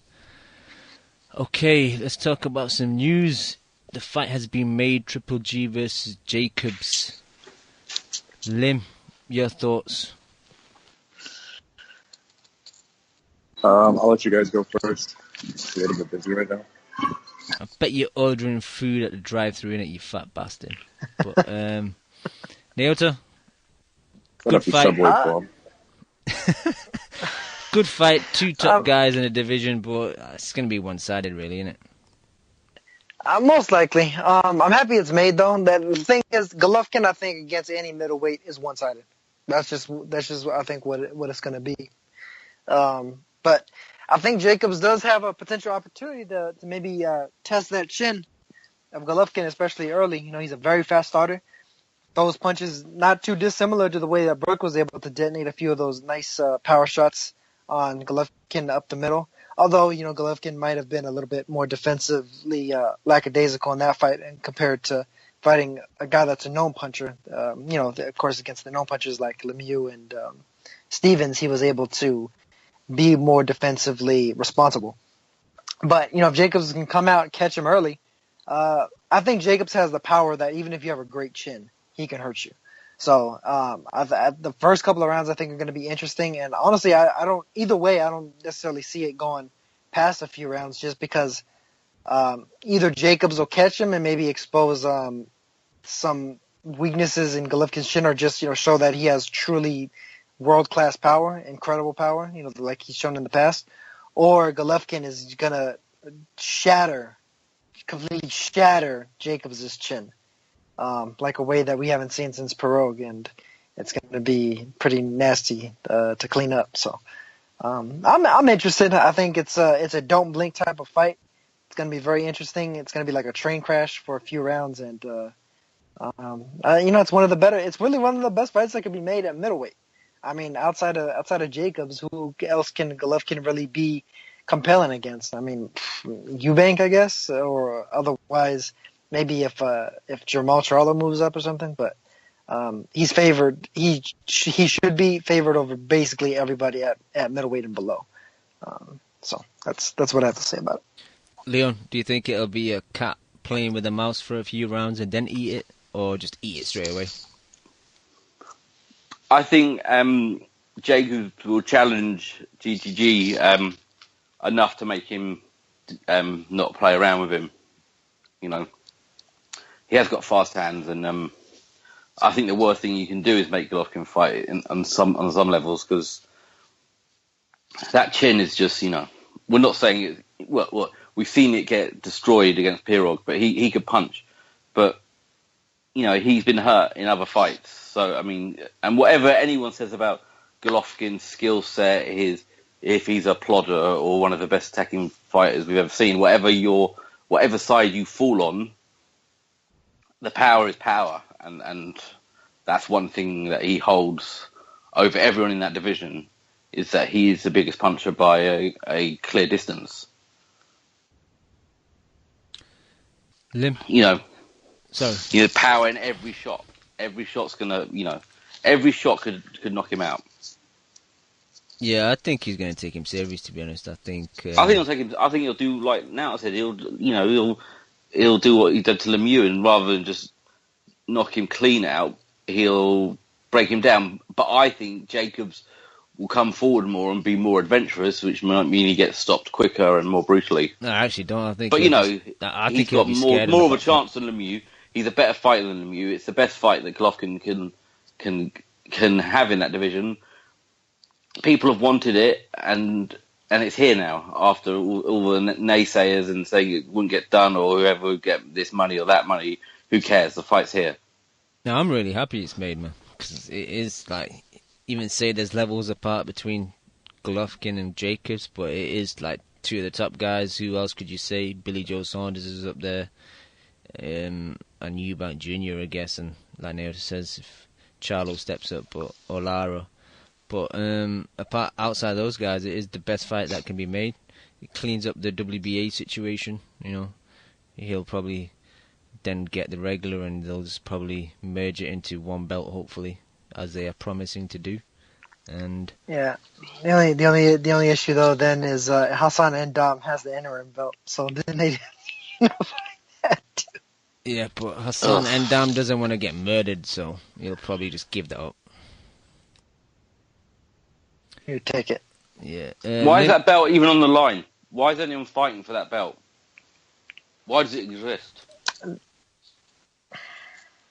No idea. You have to ask the no reason for it at all, is there? Nope. Lim, are you finished, or are you still busy?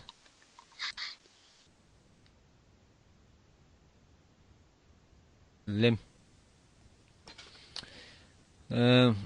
I'll let Lim come back to us when he's free. But don't you think it's another risky pay-per-view if for the people who are worried about him being a star and stuff? Is it a risky pay-per-view? Is Jacobs a big enough name? Golovkin obviously only sells to the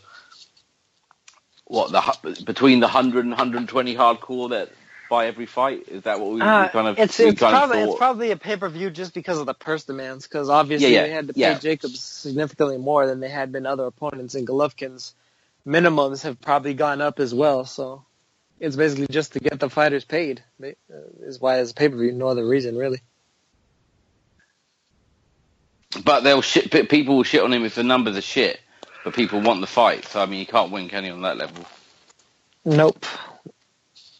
So let's just get the fight on and just get this nonsense put to bed. People. I think people pay way too much. Like, oh my god, the number. Like, only in boxing really where you see like fans acting like amateur businessmen and shit like.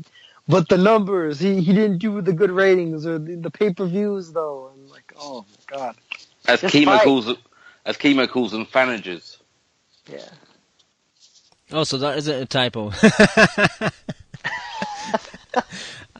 All right, let's move on. Hopefully, Dan will give his thoughts in a few minutes. But last Tuesday, Hey, boxing's a business, man. it is indeed. Yeah, it sure is. But Dan, are you happy the fight's made? I am, yeah, and I'm gonna go to this fight not because I think it's gonna be competitive, but I just want to see Danny Jacobs get absolutely obliterated. That's the only reason why I'm going to this fight. I don't even know if Jacobs is his best opposition to date. I think you could make a case that Lemieux, even Stevens are maybe on a similar level. Jacobs is probably better than Stevens, but are we sure that he's better than Lemieux? I'm pretty sure of that. I don't know. I'm not 100% sure. I think they're all kind of hovering around the same area. I mean, No, that Quillen win makes him better than Lemieux.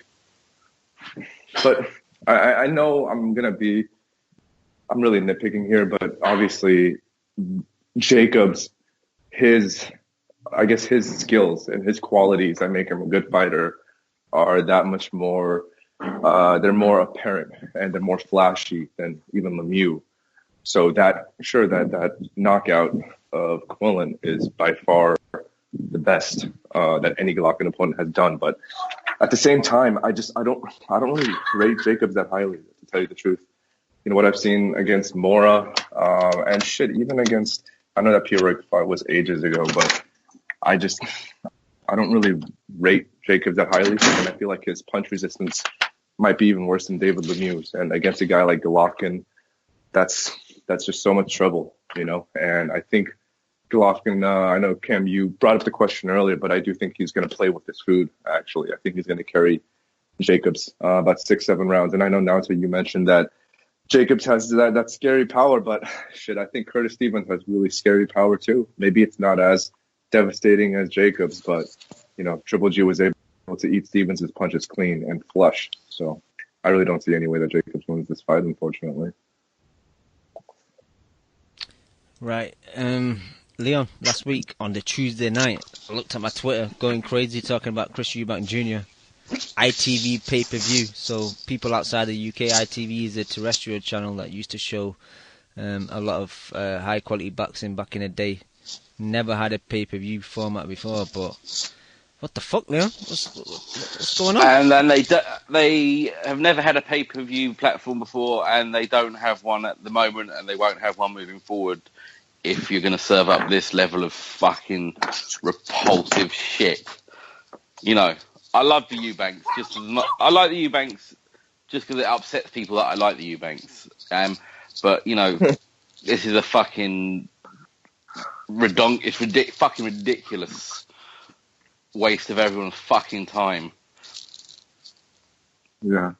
For some people, I mean, we say the belts don't matter. This man's dragging up a belt that we haven't seen in years. Who the fuck is this guy he's fighting? Yeah, so it's, he beat up the ghost of Daniel Gill, didn't he? Yeah, he stopped him in 2. It's Reynold Quinlan, and it's gonna be his 13th fight against Eubank Jr. It's at super middleweight, and it's got the IBO super middleweight title on the line. And I don't know. I think the day after, did you see Eubank Jr.'s tweet about justifying the IBO as a credible world title, listing previous holders of it? And I'm thinking, this is embarrassing, man. Well, what's embarrassing is that a list of very, very good fighters also fought for this pile of shit belt. That seems to be fucking embarrassed. That was a list of shame, not a list of quality, wasn't it? Leon, it's a bad look, man. I don't know. It's a really bad look. I like the IBO belt, man. Stop picking on it. I don't know, Leon. I was pretty shocked about this announcement on Tuesday. It's a bad look. And they're fighting in a place where I used to go to jungle raves in the 90s. So I mean, it's fucking rubbish, isn't it? It's fucking first place I ever smelled crack cocaine. Lovely venue. Oh, nice. Let's go, Leon. Lovely. Yeah. Oh, it's beautiful. I'll get some Beautiful tickets. place. Let's relive that memory. Yeah, I think I saw a machete get kicked down the gutter once as well. It's a real glamorous place. Was it the same machete that cut Kell Brook? Oh, that's what I was going to say, Dan. Oh. Only if Kell Brook got slashed when he was about 7. Shit. Neil, Lim, do you guys got any opinion on this bullshit at all? What belt? IBO? Eubank fighting a bum at super middleweight for the IBO title. Yeah, I mean, Eubank just kind of wasting his time, basically. But hey, if he's a star, sometimes maybe you can get away with some shit like that. It's fucking ruining his career, man. I like the IBO title, though, because they use computerized rankings. There's really no corruption with regard to them. The problem is, in a sport that's largely pay to play, that doesn't quite cut it in terms of your list of champions. So that's the unfortunate side effect of it. That's all fine and dandy, but if they're using that system for guys who are ranked like 500th in the world, it's probably an issue regarding the status of the belt itself. It's one thing to say, yeah, this is a fantastic organization because we're pitting in the 500th ranked guy versus the 501st ranked guy. But that's great on paper, but unfortunately, in Eubank's case, it's not a very good look for him. So yeah, exactly. Yeah, and this guy, this next fight that I'm going to mention got kind of a terrible reception. Cottle versus Kirkland, man, when it got announced, and I don't know. That's an awful fight. Yeah, but I just thought that was just clickbait. I saw somewhere. That's the thing. Like when you say that, Leon, and I thought the same thing. And I'm going through the ESPN's upcoming schedule for next year, and it's on there, and I'm thinking, it's actually made because I thought it was kind of they were testing the waters by mentioning it, but this shit is awful, man. But yeah, they've been talking about it for like a half a year now too. I'm so confused by this fight on so many different levels. First of all, HBO, it seems like they've been pretty stern in their willingness to accept certain fights. So why would you accept this fight? Yeah, they have lowered their standards. And number two is Cotto has to have some kind of fucking contract with them. Yeah, okay, that's fair. Hey, how do you know that? How do you know, bro? Well, have you seen my LinkedIn profile, Dan? Hey, okay, but and then besides that, it's at 153 pounds. What fuck is that? Like, Cotto is the biggest. Look, Cam, I know you're a Cotto supporter, but if I had a child, if I had a son who did the shit that Cotto did, I would put him up for adoption. I would disown him. You go and get a switch off the tree, wouldn't you? Just fucking beat him. Snap a branch off a tree. Come here. This guy is the fucking worst. I know Canelo created Canelo weight, but Cotto can't even make up his fucking mind. You fought SmithJr at 159. He fights Canelo at 155. He fights Kirkland at 153 now. Let's not forget about what he did to Gil. And then they were having killed Gil. He killed him. They Gil at 157. What is this guy trying to do? Does he have like an infatuation with odd numbers? Is he trying to go down to 151 next? What the fuck is he doing? And then they have the goal to bring up Gamboa potentially. I'm sure that's just talk, but I'm sure someone had to bring it up. So just what the fuck are they doing? And what is Rock Nation doing? What the fuck is Rock Nation doing? They're letting him fight off of this ridiculous contract, right? Isn't it like 3 fights for $50 million or something like that? And they're putting him against. I think it's 50 million a fight, and then a signing on fee. Yeah, exactly. I think it's like mental. And then some kind of bonus. Like, how many pay-per-view buys do you think this fight is gonna do? Do you think? Hold up. I didn't even mention this. Canelo Kirkland wasn't pay-per-view, and Canelo's a bigger star than Cotto. Just think about that. Think how fucking insane that is. And I know people hate listening to guys like us who don't know shit about numbers and all that shit, talk about this kind of stuff, but it's just on a very basic level. It doesn't make any sense at all.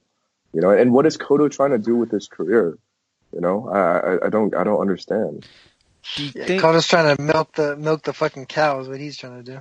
Do you think Rock Nation and Al Heyman have the same financial advisors? Because it seems like they just like burning money. Nah, but Rock Nation is way worse. about it. Yeah, I mean, way worse. way worse. They overpaid like nobody's business for Cotto, for Ward, for Guillermo Rigondeaux. I don't even want to know how much they paid fucking Dusty Harrison. I don't even want to know. They that didn't. number. No, they just paid him enough money to eventually get that terrible tattoo off of his chest. That That's what removal they paid fee. him. Exactly. Maybe they got a discount on him then. That's pretty good.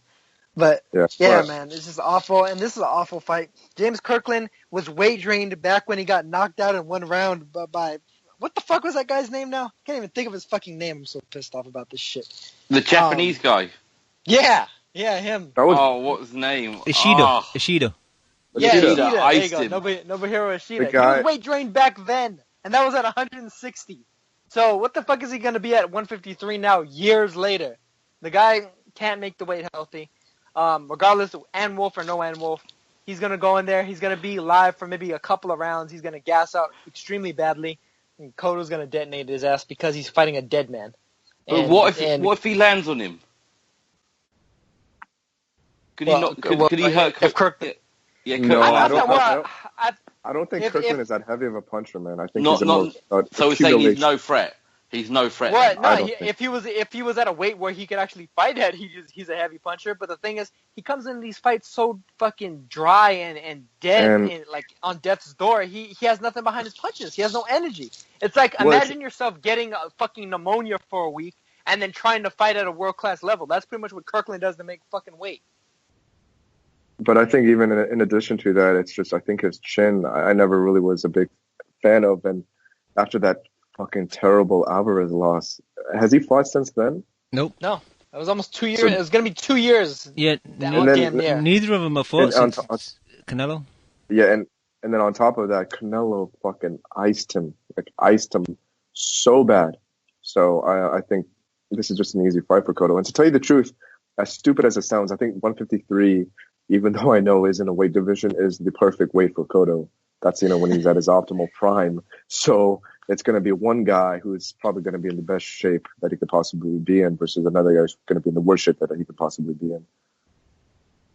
So I don't know. Like if I ever was a fan of Cotto, I don't know how you Cotto tards can defend this decision. Like this shit is fucking horrible, man.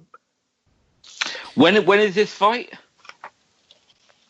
February, sometime in February, 25th like February. mid-February or something. And it's $70. Most The likely. pay-per-view, yeah, $70. Has it been announced, the prices? I'm not sure. But it probably will It's be. got to be yeah, around that, isn't it? Yeah, I don't know what the price is, but yeah, it'll probably be at least like 60, most likely. This is going to do some Fucking terrible hell, man. pay-per-view numbers, man. Yeah, know what they that's should gonna do? 100, isn't it? 150. You know what they should do to shame every single person who purchases their pay-per-view? They should make it mandatory that they allow them to put their name on a list and just expose it to the world. All the people who bought this pay-per-view. And if you do, Boxing you deserve Boxing leaks. death. You deserve death threats and everything that comes your way because this shit is arse. Fucking horrible, terrible fight, man. This is when you're right though. This is like you said before, Dan. This is when boxing fans we do it to ourselves. If you buy this shit, Yeah. like it's on you, isn't it? The Trust sports. me, I guarantee you, there's going to be a lot of people who buy this fight that we're quite close with, unfortunately. Oh, we've got appalling taste. Does anyone know why this is in Texas, by the way? Do you know what arena? Ford At the Center. Ford Center.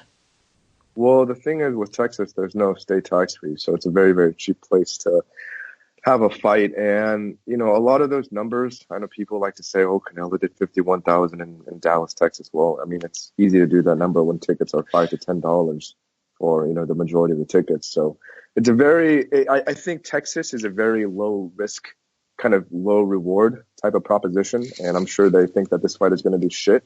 So don't invest that much on the front end because for damn sure it's not going to do well on the back end. So, But you think they'll that's sell what enough I'm saying. tickets cheaply? They'll like get 15,000 people or something. Yeah, I think so. But at the same time, I don't know. I didn't know that there was a substantial Puerto Rican market in Texas. So Yeah, because the Mexicans ain't coming out, are they? Fuck no. Jesus Christ, hell no. The Mexicans, they're not Cotto fans. Why don't they do it on the fucking island themselves? Because no, they don't like him over there, do they? Yeah, I've heard that. Well, I mean, native regardless of what a lot of people think of him, though, they still, they think highly enough of him. I think that they would show up to watch him fight. So that is kind of a baffling one as to why they didn't do it in PR. Because they could do it in an outdoor arena and probably sell a shit ton of tickets, no? Yeah. Yeah, they could. Yeah, because I mean, you got to think it's been a long time since he ever fought there. Since his 140 days, really. Or maybe we haven't seen many great. I was gonna say he didn't even fight Kitana there. Yeah, so probably since the 140 days. We haven't seen many fights back on the island, not since the great Danny Garcia went back to fight there. Yeah, he was coming home. Coming home, regain that bloodline. Fucking joker. Fucking bum, can't even speak Spanish. What fucking hell. Now, just quickly, what do you think of undercard Rigo versus Moses Flores? It's a good fight. It's a really good fight. Probably the best fighter that Rigondeaux's fought since Donaire, I guess. But yeah, I mean, Flores is a dangerous guy. He's tall, lanky, has a high volume. Issues that Rigo showed against other opponents. He showed it when he fought the other fighter in Japan. I can't think of his name. Hisashi Amagasa, and also showed the same issues against not Randy Caballero. What was that guy's name? Guy that he wanted the title from. He lost to Celestino Caballero. Anyway, he has a lot of the attributes that have given Rigondeaux issues in the past, and he's a high volume guy. The main question is how he handles southpaws, because I haven't seen him fight a southpaw. But he had a great fight with Oscar Escandon on PBC, or it wasn't on PBC, it was on Chavez Jr. on the card when he fought from far, and also had a great fight with another fighter on PBC. So really good opponent. And I wouldn't be surprised if he pulled off what would be a big upset, but I don't necessarily consider it an upset. I think it's actually a fairly even fight, pending how he looks against the southpaw. Right. Obviously, it's close to the holidays and New Year, so not much boxing. Cam, can I ask one quick question? Go ahead. All these rumours of Chavez versus Canelo, that's got to be a joke, right? Like, they can't... Chavez gets anywhere near that 60, does he? Well, I was thinking the same thing. Like, Chavez kind of looked good when he just made kind of 169 or something like that, but where would they meet? Because obviously Canelo's saying to Triple G, I'm not a middleweight, or I'm not yet, blah, blah, blah. So you can't come and fight Chavez at a catch weight of 165 or something like that. Yeah, it's got to be. They can't be serious, can they? Really? I don't know. Naota, you're in the States, man. Is this just chatter, or is it actually something that's got some weight behind it? No, I mean, it sounds like they're trying to negotiate it. What's your opinion on what weight it would be then? Well, at 165, there's one of two Chavezes that's going to show up. We're either going to see him in supremely good shape, probably the best shape he's been in since he fought Andy Lee, or we're going to see him drained to utter shit, similar to the way James Kirkland will be against Cotto, and Alvarez is going to beat the living crap out of him because he'll have absolutely nothing in the tank. And I think it's just a calculated risk on behalf of Golden Boy and Alvarez. They feel like, well, hey, big fight, big names, big money, and relatively low risk, because the chances of Chavez Jr. actually showing up in that optimal shape without being drained is not very high. Especially considering his overall work ethic. That would sell crazy though, still, wouldn't it? Yeah. Yeah. Would they do it? Would they do it in Mexico though? I don't necessarily think so. I think if anything, it would probably sell best and make the most money in the U.S. But yeah, in Texas and in Dallas. But I mean, hey, if they wanted to take it to Azteca Stadium where Chavez Sr. fought Greg Haugen in front of 133,000. That's what I was thinking. You know, beat that Carl Froch. You know, so they might be able to pull something off, but I kind of doubt that it would happen down there.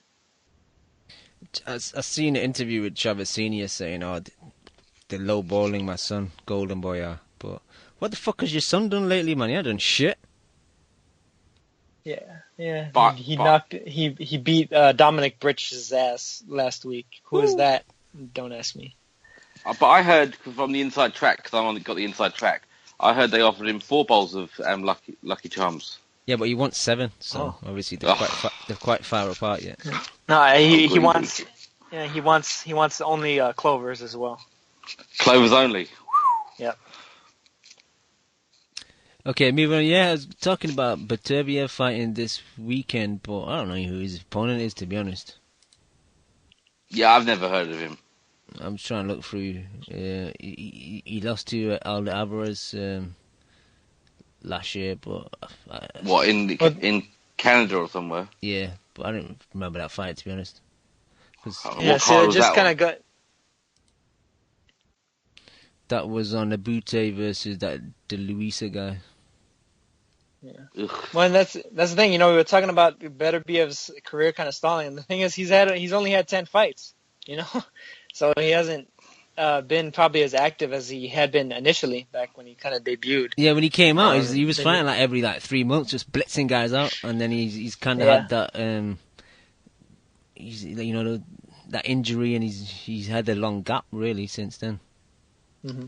Yeah, it's unfortunate. But hey, hopefully he lights things up against Prieto. It's kind of on a funky date, you know, because it's the fact that his fight is likely to be overshadowed by the holiday weekend. But hey, maybe the fact that he's the only fight on Friday, right before Christmas Eve and everything, will actually help him in that regard. If he scores a brutal knockout or something. But this guy Prieto, of course, his only loss was to Alvarez, and it was by decision. So he might have a iron chin or something too. And you know, he has pretty good knockout power of his own. It looks like a lot of KOs for that number of wins. But is it Russia? Is he fighting in Russia or is it in Canada? No, it's in Canada. It's got the vacant WBC silver light heavyweight title on the line, so that kind of puts him in line soon for Stevenson, I guess. But yeah. Oh, so that's going to happen then. Well, if that happens, I'm good with, you know, if we get that by the end of the year, I'll take that. Because we're not getting anything else from him, are we? So that'll do. Yeah. And yeah, that's really it for the remainder of this year for boxing. I know we got the cards in Japan, Naota, if you want to have a few minutes talking on them. I know we kind of touched on them last week or the week before. Yeah, sure. It's going to be 4 cards total between December 30th and December 31st. On December 30th is probably the biggest name of the bunch, Naoya Inoue, fighting against Kohei Kono, the guy that wound up losing in the WBA unification for the super flyweight belt versus Luis Concepcion. That's why Concepcion had the belt. That was actually a really close fight. Kono could have won it, but he kind of tired a bit late. Concepcion managed to just nick it. Naoya Inoue, this is probably one of his better opponents, especially considering the fact that Kono has been kind of a mainstay at super flyweight the last few years. He has 9 losses, but he's also never been stopped. All the losses were close losses. I mean, even against the now kind of underground legend Liborio Solis, got robbed by Jamie McDonnell. He dropped Solis, got dropped by him, lost a majority decision to him. He fought a lot of the big names in the division, the Kamedas, Thomas Rojas, and here against Naoya Inoue, if Inoue is able to stop Kono or otherwise dominate him, that just sends some more shockwaves through the division in terms of just Inoue's overall level of danger and his quality as a fighter. A guy that came up, jumped over 112 completely, and has shown himself to be pretty damn impressive at 115 pounds. And even when he breaks his hands, he's knocking guys out. Really fun fighter to watch. On that undercard, there's going to be Akira Yagashi. Of course, a lot of people most know him from his loss to Roman Gonzalez, but even in his own right, he's done some great things. He's a 3-weight world champion. He's going to be fighting what is essentially, I guess, more of a stay busy than like a tough opponent. He was originally, I think, going to try to fight his mandatory but instead he's going to be fighting this guy Witawas Basapian, who, in my opinion, I think I've shown you guys pictures of him. Like he looks just like Roman Gonzalez, except for he's from Thailand. So he doesn't fight like Roman Gonzalez though, unfortunately. And he's actually another guy. He's one of the guys that Naoya Inoue knocked out while he was still at light flyweight. Knocked him out for the WBC light flyweight title. So if Yagashi's able to stop Basapian, that'll be a big boon to his career. Definitely a great win for him. But if anything, I'd say Yagashi's probably gonna go to decision, but a fairly conclusive decision win over the guy. But Yagashi's always fun to watch. He likes to scrap it out. He's not the type of fighter that'll just kind of outslick you and beat you in a boring fight. Almost every fight with him is a war, because that's just the type of fighter he is. He pretty much outlasts most of his opponents that he defeats. Then on December 31st is the fight that I'm probably most looking forward to, just because it's going to be probably an explosive 2 or 3 rounds. Moises Fuentes versus Kosei Tanaka, 2 of the biggest punchers that you could ever possibly see at 108 or 105 pounds. Tanaka, of course, just moved up, vacated his belt at 105, the WBO belt. Fuentes, of course, is coming off of the loss to Dani Nietes. Nietes avenged their draw in the first fight to TKO Fuentes in the second fight, but Fuentes is very much in both fights. Otherwise, though, Fuentes has been scoring a lot of first-round knockouts, second-round knockouts over guys that normally go the distance against world championship-level fighters. He's a guy that if he catches you clean early, you might be completely out of there. And Tanaka's a guy that, he has shown some defensive liability in the past, even at 105. And, he has big power of his own, though. He was fighting Vic Saludar and was losing probably every round of that fight, and he just came back with one shot, cleaned him up in, I think it was the 5th or the 6th round of that fight. And so that was pretty impressive from him. But overall, I favor Fuentes. I think he's really the better technical boxer. His power is better, both to the head and the body. And I think he's just a level above Tanaka. And Tanaka's only in like 6 or 7 fights in now. So I think he's in way too deep against somebody like Fuentes. Then, of course, there's a couple other like non-championship fights. I'm not even going to bother mentioning them at the moment. But there's Takashi Uchiyama versus Jezero Corrales, the rematch. Yeah, yep. I'm looking forward to that. It'll be interesting. We'll see if Corrales just pulled off a fluke or if he's really the real deal, and he blasts through Uchiyama again and sends him spiraling off into retirement. Uchiyama was considering retirement after their first fight with that nasty knockout loss. So if it happens again, I think. Do you think it's a fluke, though? Do you think? I don't think it was. No, I don't think it was. Nah, I tend to agree. The whole setup. It looked like it was set up with just good technique. Yeah, it was smooth, wasn't it? Yeah. Mm-hmm. It wasn't anything wild or like he just came out trying to spaz out and Uchiyama and caught him. That was beautiful. He set it up with the jab pretty much and unloaded that left hand, and it was all over. Yeah, I'm looking forward to that rematch. And the Jonathan Guzman fight as well on a separate card in Japan. He's fighting, is it Uganu or something? I don't know. Oguni. Yukinori Oguni. Oguni's only loss was to the guy that Guzman actually beat to get the title, Shingo Wake. So really this is a slight step back for Guzman. But, I mean, he had enough trouble in the Wake fight that maybe we could see if he's cleaned up some of that technique, some of his technical issues against Oguni. And Oguni is, another, fairly tall featherweight, a guy that could potentially give him some of the same issues as Wake. So I think it's a better gauge of exactly where Guzman's skills lie. I think he definitely has some defensive liabilities, and if he's able to clean those up, he might be able to be the class of the division in the next couple of years. Then outside of that, there's also Ryuichi Taguchi. My personal, I think, favorite fighter to watch just because he can do it all. Probably one of the most well-rounded fighters in the sport. Good boxer, good puncher, good volume. He's capable of throwing 100 punches around, not getting tired. Good stamina, of course, because of that. And he's about as tall as you can get at the weight class for fighting. He's 5'6".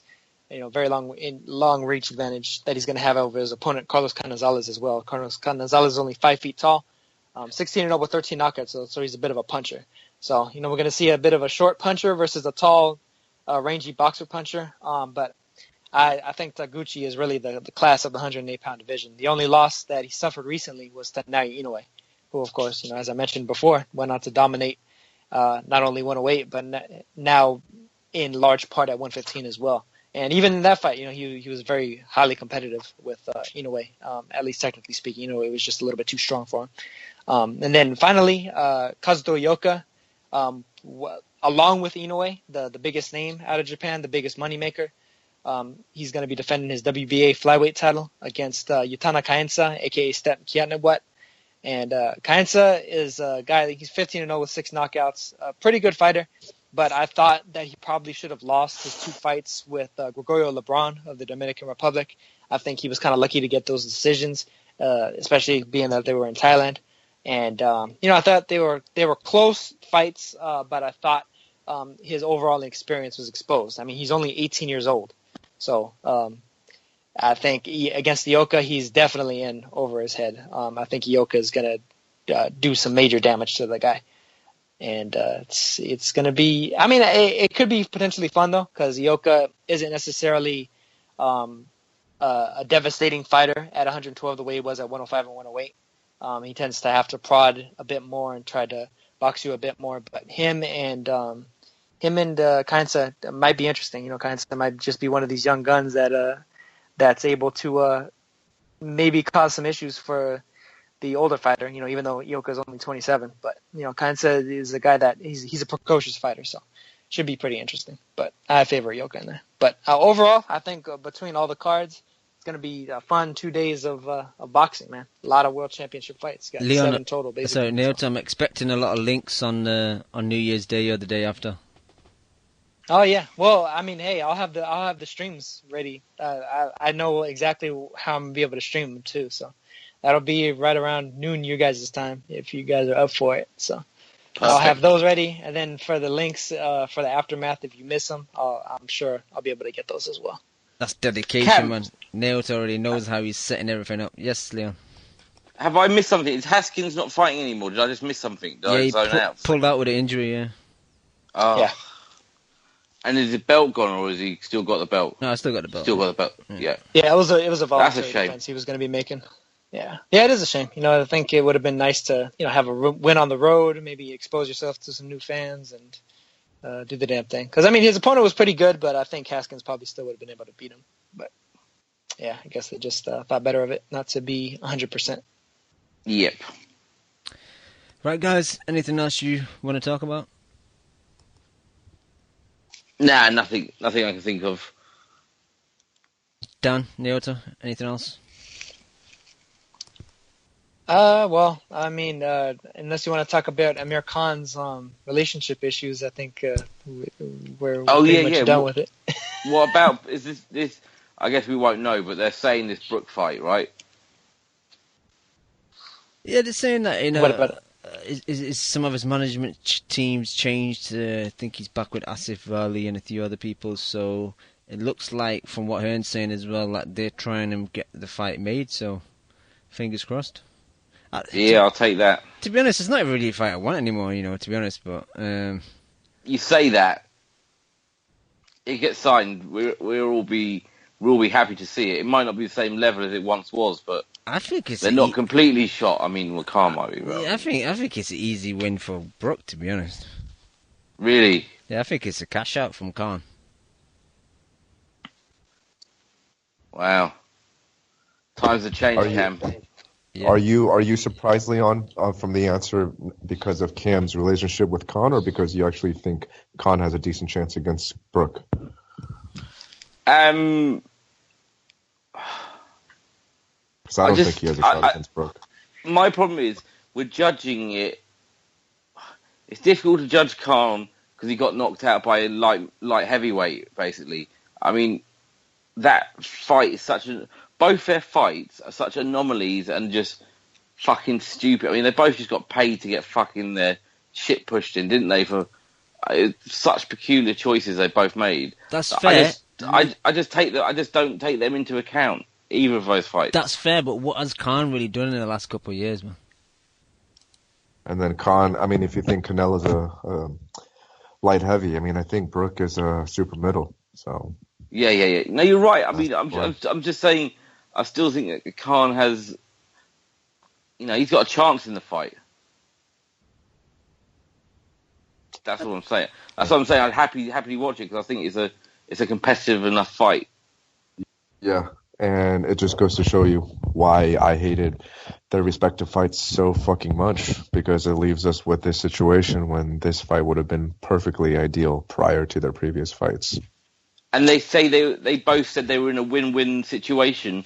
Well, you're not, because people who are into the sport think this is now a fight that that they don't want to watch, or they kind of feel like they know the outcome, or it's lost its tarnish. So yeah, they were affected by taking stupid fights. We certainly want to watch it, and I'm going to compare it to Rios Ortiz. Obviously, this is at a much, much higher level, but it still kind of has that shock value, I think, of that fight, whereas if they would have fought each other prior to their previous fights, it would have been just a fantastic fight.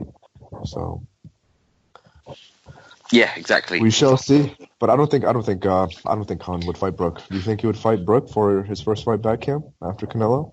Yeah, I think he'd do it just as a big cash out, because if it is a big stadium fight, then that's crazy money over here, and I think he'll do that and just retire on that, because you've always said that he kind of wanted to retire young. He didn't want to go on too old boxing, so... Yeah. Go ahead. I just want Leota's thoughts.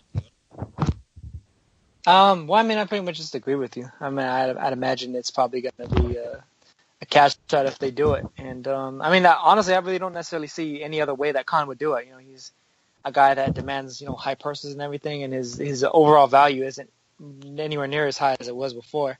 So, really, this is probably the best overall opportunity for him. And if he's able to get it at the right weight, who knows? Maybe Brook will come in drained, and Khan will be able to take advantage of that.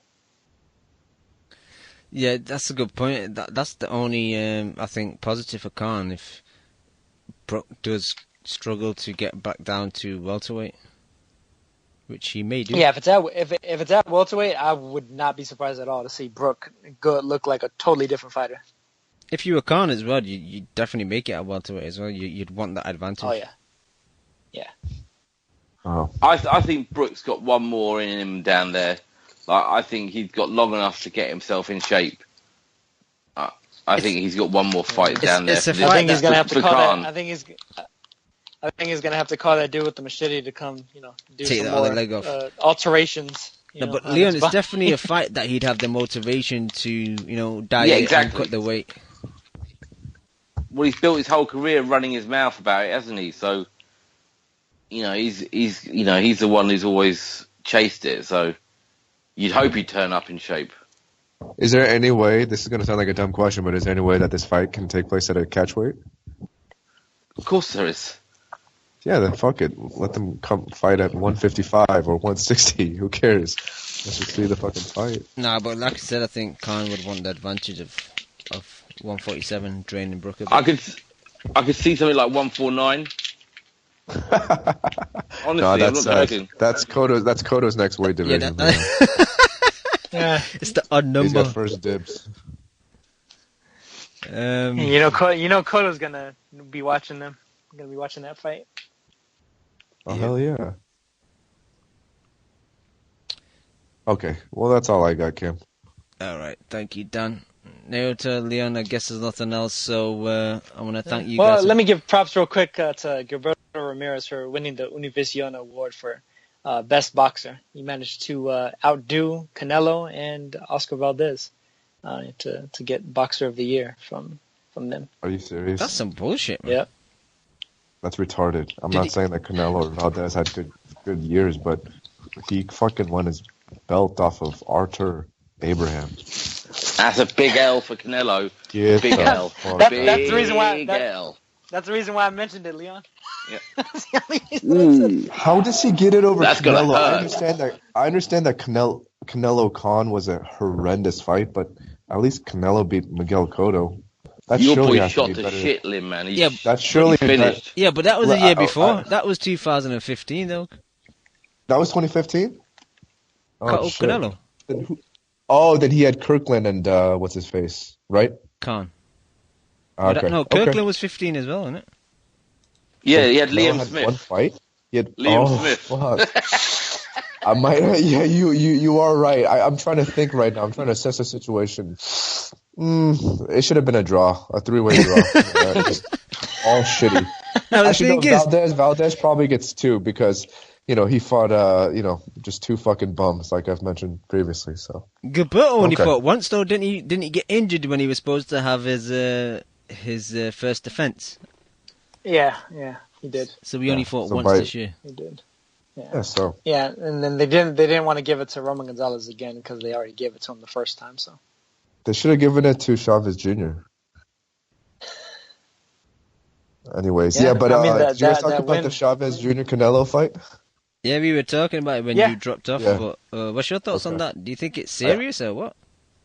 I do. I do think it's serious. I think What it's a freak weight, show Dan? fight. What weight? I think like 166. Oh, for fuck's sake. But he's not. But he's No, not I a middleweight though, Dan. He's Hold not a on. middleweight. Huh? Canelo's not a middleweight though. No, I know. That's why he's fighting at super middleweight, because he's not a middleweight. What are you talking about? No, but in all honesty, this is a fucking freak show fight, and I know I can't justify it when it comes to like ethics and things like that, but it's gonna be fucking fun, and please ridicule me if you want for thinking that, but I think it's gonna be a fun fight, and if the fight does take place in Dallas, Texas, it's gonna be fucking insane. So No, Nailton mentioned it earlier when you dropped off that Chavez Jr. is going to be And- trained as fuck, man. He's going to get mashed up. yeah, but Memo's gonna put every single type of diuretic in his body to get to that weight, so it might happen. And I mean, I bet that fight does a lot of pay-per-view buys, probably more than Canelo Triple G, unfortunately. We talked about location. We kind of settled on Texas. Would you agree? Yeah, but I would love to go to Mexico for that fight. I wouldn't mind going to Mexico in that Azteca Stadium with 130,000 people. You just want to That'd look be for those. incredible, man. You just want to look for those 4 Mexican girls that were sat in front of us at Con Just Canelo. that one with a dragon tattoo on her right leg, bro. That's Shit, it. you got like pictured that in your mind, man. You got it I recorded. do. I do, yeah. But yeah, I mean, it's a terrible fight, from by all means. But it is going to draw so many casual Mexican fans. Probably, I can't imagine, how that fight doesn't do well from like a financial perspective. So I don't know, guys. And would you guys, honestly, let me ask you a question though. Would you rather see Canelo versus Billy Joe Saunders or Canelo versus Chavez Jr.? I prefer Billy Joe because I think it'd be a difficult fight for Canelo. Okay, how about Canelo versus like a Lemieux versus Canelo versus Chavez Jr.? Oh no, I'd rather watch the junior fight because it's going to be more entertaining, isn't it? It's a big Yeah. freak show, won't it? Hell yeah, it's gonna be like a. Well, I mean, donkey show. hey, who knows though? Like I said before, we may actually see Chavez Jr. in great shape for the first time in a long time. Because Yeah. I don't think he likes Canelo very much, and that might actually inspire him to do something. Yeah, Because I mean, if he gets his ass whipped by Canelo, he's never gonna live it down. That's gonna be really bad. true. Yep, that's all I got, Cam. All right, thank you, Dan. Yep, as I was saying before, I think we're done for the night. Done for a couple of weeks as well. Probably be back early January. So thank you guys. Thank you to all the people in the chat and all the people that download the show week in, week out. We'll be back in a couple of weeks. Peace. You just listened to the Boxing Coalition. Oh, dude, man, I love boxing. I fucking love boxing. A big shout out to the Boxing Coalition. You're a newbie. No, I ain't new, man. If my fucking next door neighbour became the #1 flyweight in the world, you know what I'd do? I'd fucking walk past the cunt. Derek, how you doing, bro? I was physically burn you, blood. I disagree. First time I hear the show, man, it was fucking badass. Vamos a Argentina, la concha de su madre. I see the bomb in them. I get home and she's like, "What the fuck? Me and the kid are here. Why don't you get home and talk to us?" I'm like, "Man, you guys don't know shit about boxing." Kel, how does it feel to be the new IBF champion? It feels great. Did we really dive into the black hole right off the jump? I think he's hiding glass. Just to play devil's advocate. You want 1 portion of crow or 2 portions of crow? Give me 2 portions with a supersized fries and a large drink, please. I can't stand him, what? I'm Scottish. Cringe side? But you won't rush Anthony fucking fat ass Joshua, would you? He's not fat. How about you tell us what you weighed for your final thoughts?